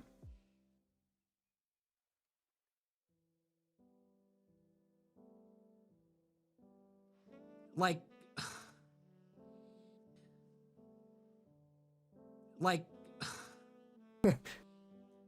Goyim are not people. So like, true. Okay, Goyim. So Dude, true, man. When It's so Goyim true. say that they're people, brother, Goyim are not people. So true, bro. Sorry, but you know, as much as I have my disagreements with the Jews, they are right about one thing. Goyim are not people. Okay, they're not. But we still have to care for them. We still have to we still have to take care of them. If not, I have to convince one more person, if I hear but JD Vance is better than one more time, if I have to hear that one more time, I think I'm just gonna snap, dude. If I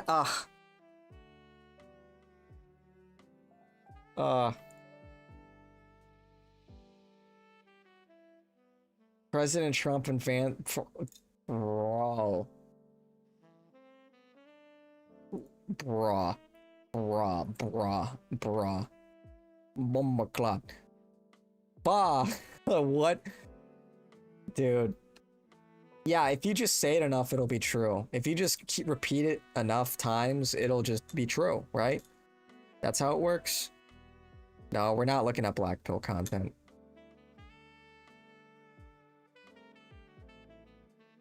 I'm 47, but I'm still cool. Need to get ride my skateboard and do a kickflip.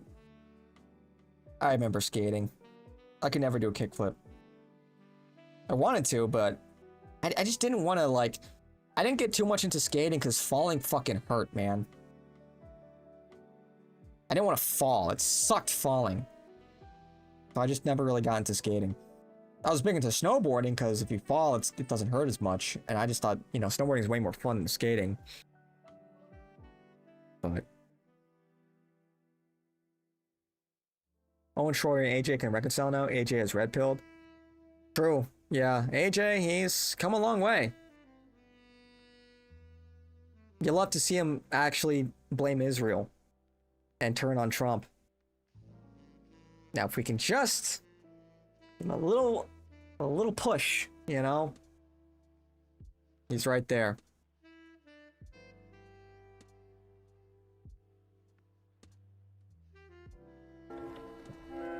Yeah, look, Crimson Desert, your little guys, when you send them on missions, they actually go and build the shit you send them to build. Dude, it's such a great game. Oh, look at you guys. Look at you guys coming together. Oh, you fucked it up. Yeah. Yeah. Look at you guys. SMH. SMH. Nico did some live streams over in the Middle East like a month ago. Out of curiosity, tuned in. It made me less curious about Islam. All these Middle Easterners shuffling around barefoot, napping. Yeah, it's just not the true religion. I don't know what else to say. I'm a little gassed to do the whole need to go deep into like religion and all that, but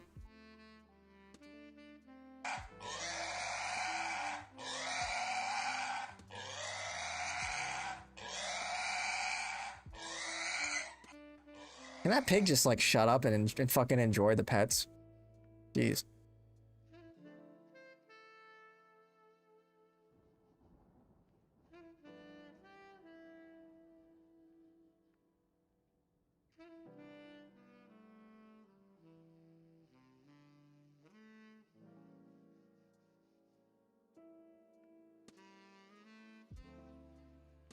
Yeah, never let them know your next move, huh?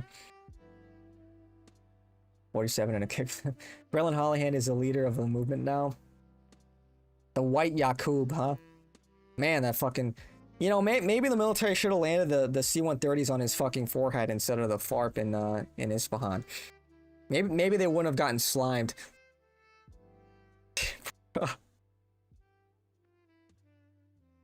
Dude, I love the fat Richards.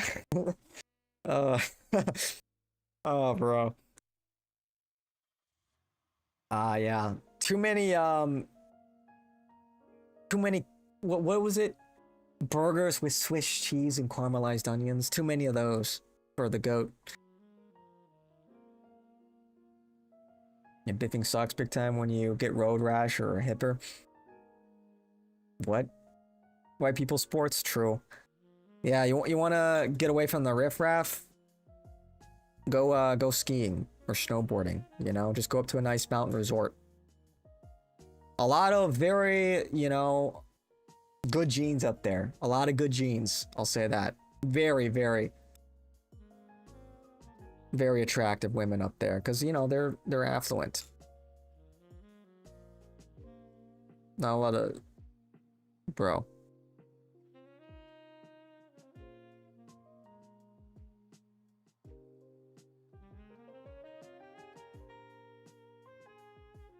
Put these people in the gulag. Yeah. You can't be afraid to fall. Okay, thanks, Master Rushi. You cannot be afraid to fall. Yeah, thanks for the advice. Actually, no, falling sucks, and I don't want to fall because it hurts, and you can break something. I watched somebody snap their wrist skateboarding. He got up, he hit the fucking concrete, you heard a loud snap, he got up, his wrist was all fucked up. Oh, I think I broke my wrist. No shit you broke your wrist. Yeah, I'm not dropping in on that quarter pipe, actually. No thank you. No thank you. Saw what happened to the last kid that did that. I am taking my skateboard and I'm gonna go fucking watch Madagascar. I'm out of here. I will wait when we go back up to the mountain and snowboard in the morning. I am not skateboarding down here. Ceasefire gonna hold? Probably not. She shark tamed a pig. Shark tame. You ever find out who Alyssa Liu's mom is? I don't think so. Private.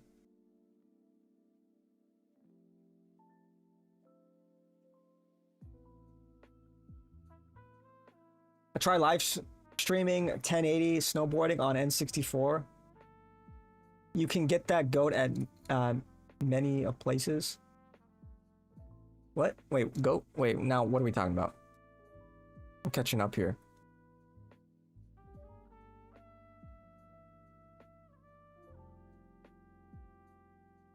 I love a good Swiss cheese Swiss cheese and mush, roasted mushrooms, caramelized onions on a burger. That is hot stuff. You can get that at a number of different places. Look at Richard. Okay. Dude. Dude, I was thinking today, you know, Richard Spencer really ahead of his time. You know, I was like at a Whole Foods and dude, there's just so many like ugly people. I'm like on one hand looking at some like weird like fat dysgenic thing on the on my left, and to the right there's like a 6'4" ginormous tranny, and I'm just sitting there like, this is hell. I am tired of looking at disgusting people, man. Disgusting freaks. It should always have been about Richard Spencer. Ugly, disgusting freaks. So true. So true. But it's real. It's like, it's almost like, okay. Like, is it that hard to ascend, actually? If this is, like, I was thinking, I'm sitting around in Whole Foods, and I'm thinking, like, is it that hard to, like, ascend? If, like, most people, if most guys are just, like, fucking disgusting chuds, how hard can it really be? Honestly, to just be, like, a high-tier normie. Like, don't be fat, don't be a disgusting slob. I don't know, man, like, it's just... And a lot of them are, you know, foreigners. Let's be real, third worlders. Not exactly known for being good looking, but I just don't want to be around ugly people, dude. I'm like crashing out in the fucking Whole Foods, like holding a lemon and Dijon mustard, like what the fuck has happened to America? You know? Crazy, crazy.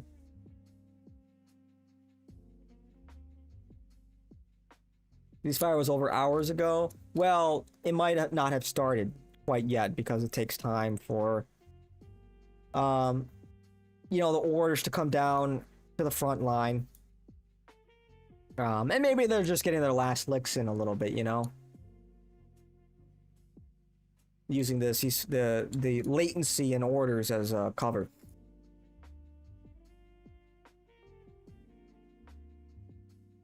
Yo, Goy, Fear the Fall.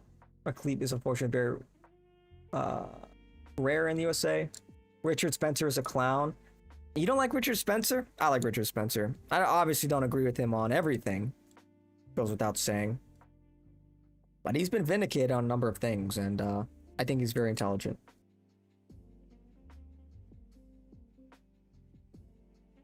Eat a lot of good meat and take BioAv vitamins and strength exercise. Yeah, lift. Lifts, do cardio, don't neglect cardio. And honestly, don't make a big fucking deal about it, you know? I have like one friend who just like, every time he goes to the gym, he needs to talk about it. He needs to let you know he went to the gym. Ah, man, I'm so sore. But I gotta get big. Dude, shut up. Nobody cares. Nobody fucking cares. Just lift the weights, idiot. What, do you want a cookie? You want your good boy points because you went to the gym today? Stop virtue signaling. Don't care. Mel's forgetting the first rule. What's the first rule? Have fun? That's the first rule. Gotta have fun. But anyway. Anyway, don't forget to like. Don't forget to hit the like button. I gotta periodically do the shilling. Leave a comment. What do you think? What do you guys think? Do you think this ceasefire's... Because no updates recently. They just kind of dropped this news. And that's it. That's, okay. I guess. Yeah, we just got, like, blue balled. They're just gonna edge us like this. No more information. What happened to my New York Times tab? Fuck. Anything new? Iran and Israel agreed to the ceasefire. Okay, well, this is specific. This is what we were kind of waiting to hear, whether or not Israel was involved. But the deal came shortly before President Trump's deadline for Iran to reopen the strait. Israel said the ceasefire did not include Lebanon. Or maybe that's just a headline.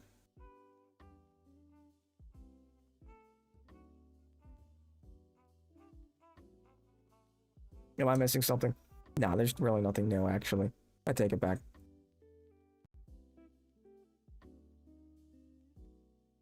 Like, I don't think that's accurate anymore. So now we're just, like, waiting.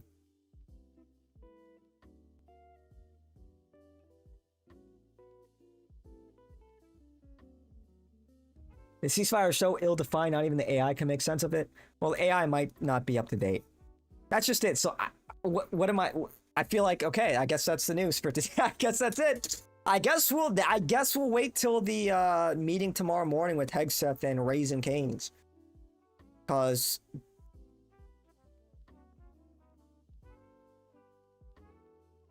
I mean, ultimately, this is a good thing on paper.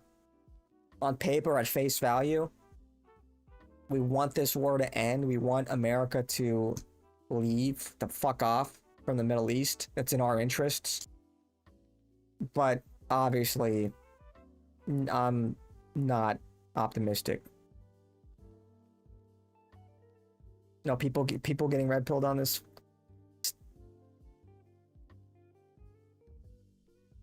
Jews are not white? Question mark? Nope. Nope. Nope. For those in the back, no, they are not. They are not. In case you were not aware, no, they are not. Completely different genetic cluster. Anyway.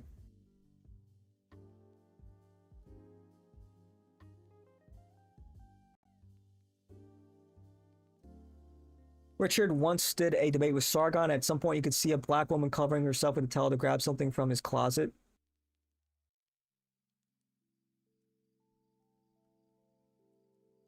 Richard? Richard Spencer.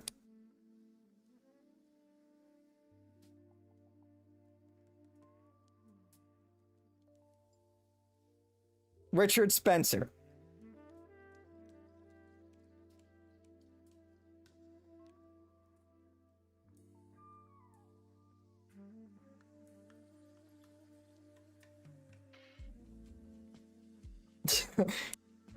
Guac, is that true?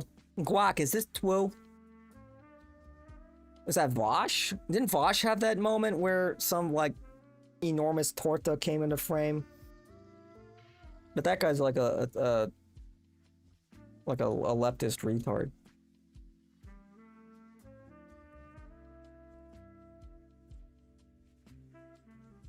If no Lebanon, then no Houthis, therefore no ceasefire. Yeah, I am not optimistic. He uses tactics over being truthful. It's his only flaw. We need a debate between Richard Spencer versus Sargon.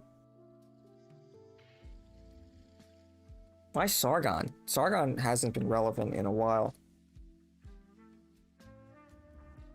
I don't think he uses tactics. I think, I don't know, like, not to put you on the spot, but did you have, like, an example?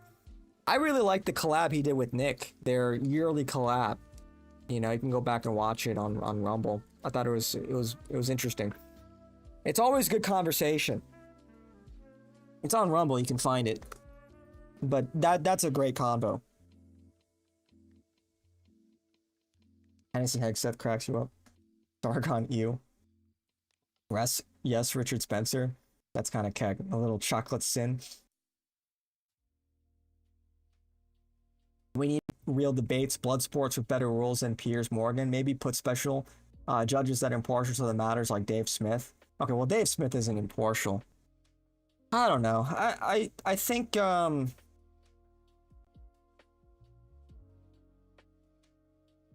what would they debate? You know, what would they debate though? I guess I'm just sort of like, when was the last like good debate? Maybe the Nick Destiny debate, but like Destiny just is like an ignoramus. I don't know.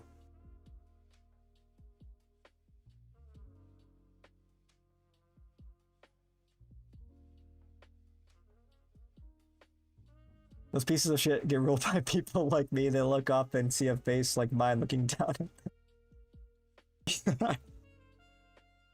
them. That's pretty funny. Yeah. Yeah.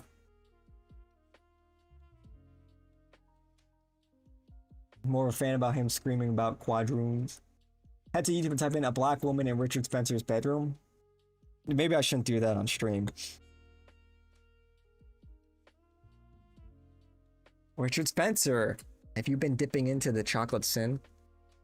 Sound the jungle drums.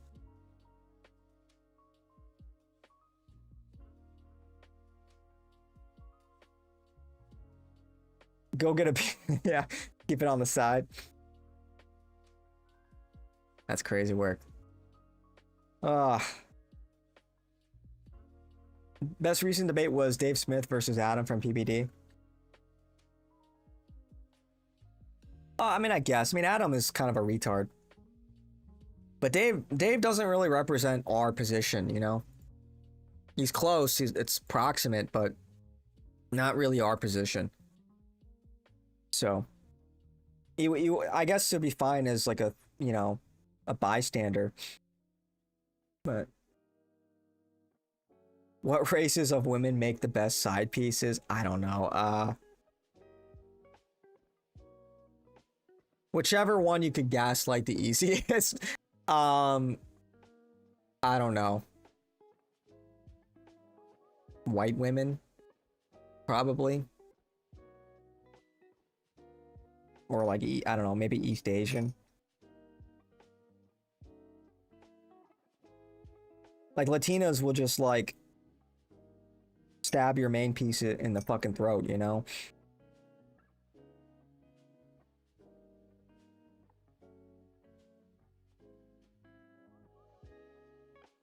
Dave isn't an enemy? No, he's not. But he's just not... You know, like, he's an ally, you know? But he just doesn't... It's not our position, you know?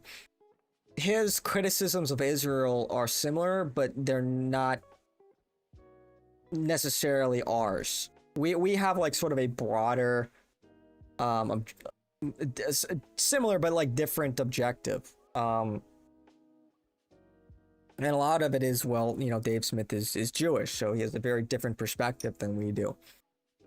He is not impartial to the interests of the Jewish collective. And so for that reason, he takes a more libertarian stance rather than a nationalist one. And we are not libertarians.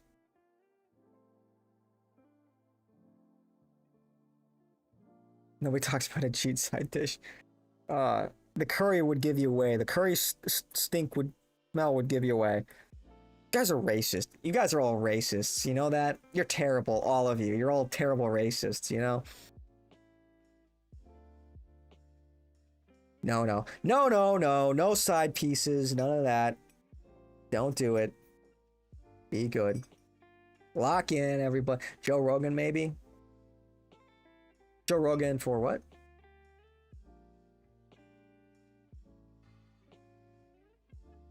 Dave has a bad voice. Mine is worth. Ooh. Adam and Gavin versus Nick and Bald Guy was the best debate.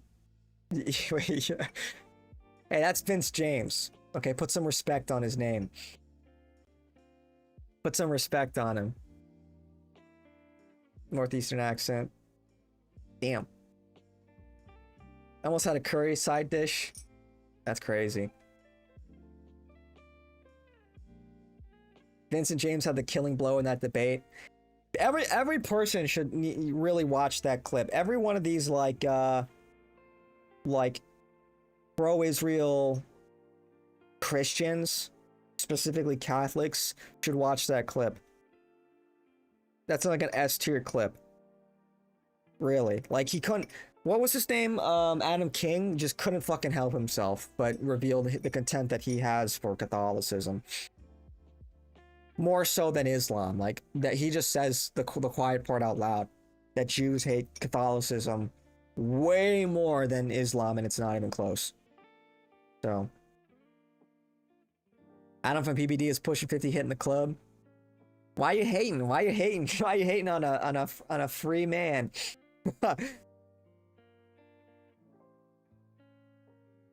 Now it's been stupid, embarrassing. No wonder his ex-wife left him. Yeah. Cooked. Absolutely cooked and chopped. Oh, all right, boys. I guess that's it. My voice is starting to hurt. And it's really hot in here. So I think that's it. I think that's all we're gonna get for tonight. I was kind of hoping some more news would roll in somewhere, but that's literally fucking it. So nothing ever happens. Chud wins again. And I was ready to go live today and like nuclear war imminent question mark.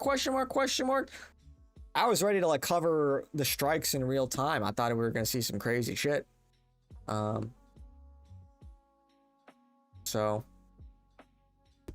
anyway, guys. Anyway, emotion? No, it's too high octane right now. I'm pretty. Let's wind down a little bit. The time has passed for emotion. Maybe another day, but anyway, thank you guys for watching. I want to get out of here. Hopefully Nick goes live soon. He's probably still recovering from his interview with Dave Smith. Not Dave Smith. Jake Shields. You know how it is. Gotta have the recovery time. Anyway. Is we actually getting tonight? We should be getting a show. It would be. There's no way we don't. Oh yes. I think Speak of the Devil. Speak of the Devil. There we go. Boom. Okay, Nick's going live. Go watch Nick, everybody. Rug pulled. You gotta keep the audience on the edge of their seat. Anyway. 07, everybody. Good night. I'll see you guys all tomorrow. Yeah, I'll go live tomorrow. Probably around the same time. Yeah. If you ever watch anti-Israel juice boxes chat and they're always dump on Christians. Yeah, they hate Christians. It's like, you know, you spend 2 seconds in this space and you have an IQ above like 100 or even 90. Like you'll figure that out pretty quickly that Jews fucking hate Christians with a passion. So anyway, take care guys. Yeah. I will see you guys all tomorrow. Take care and God bless.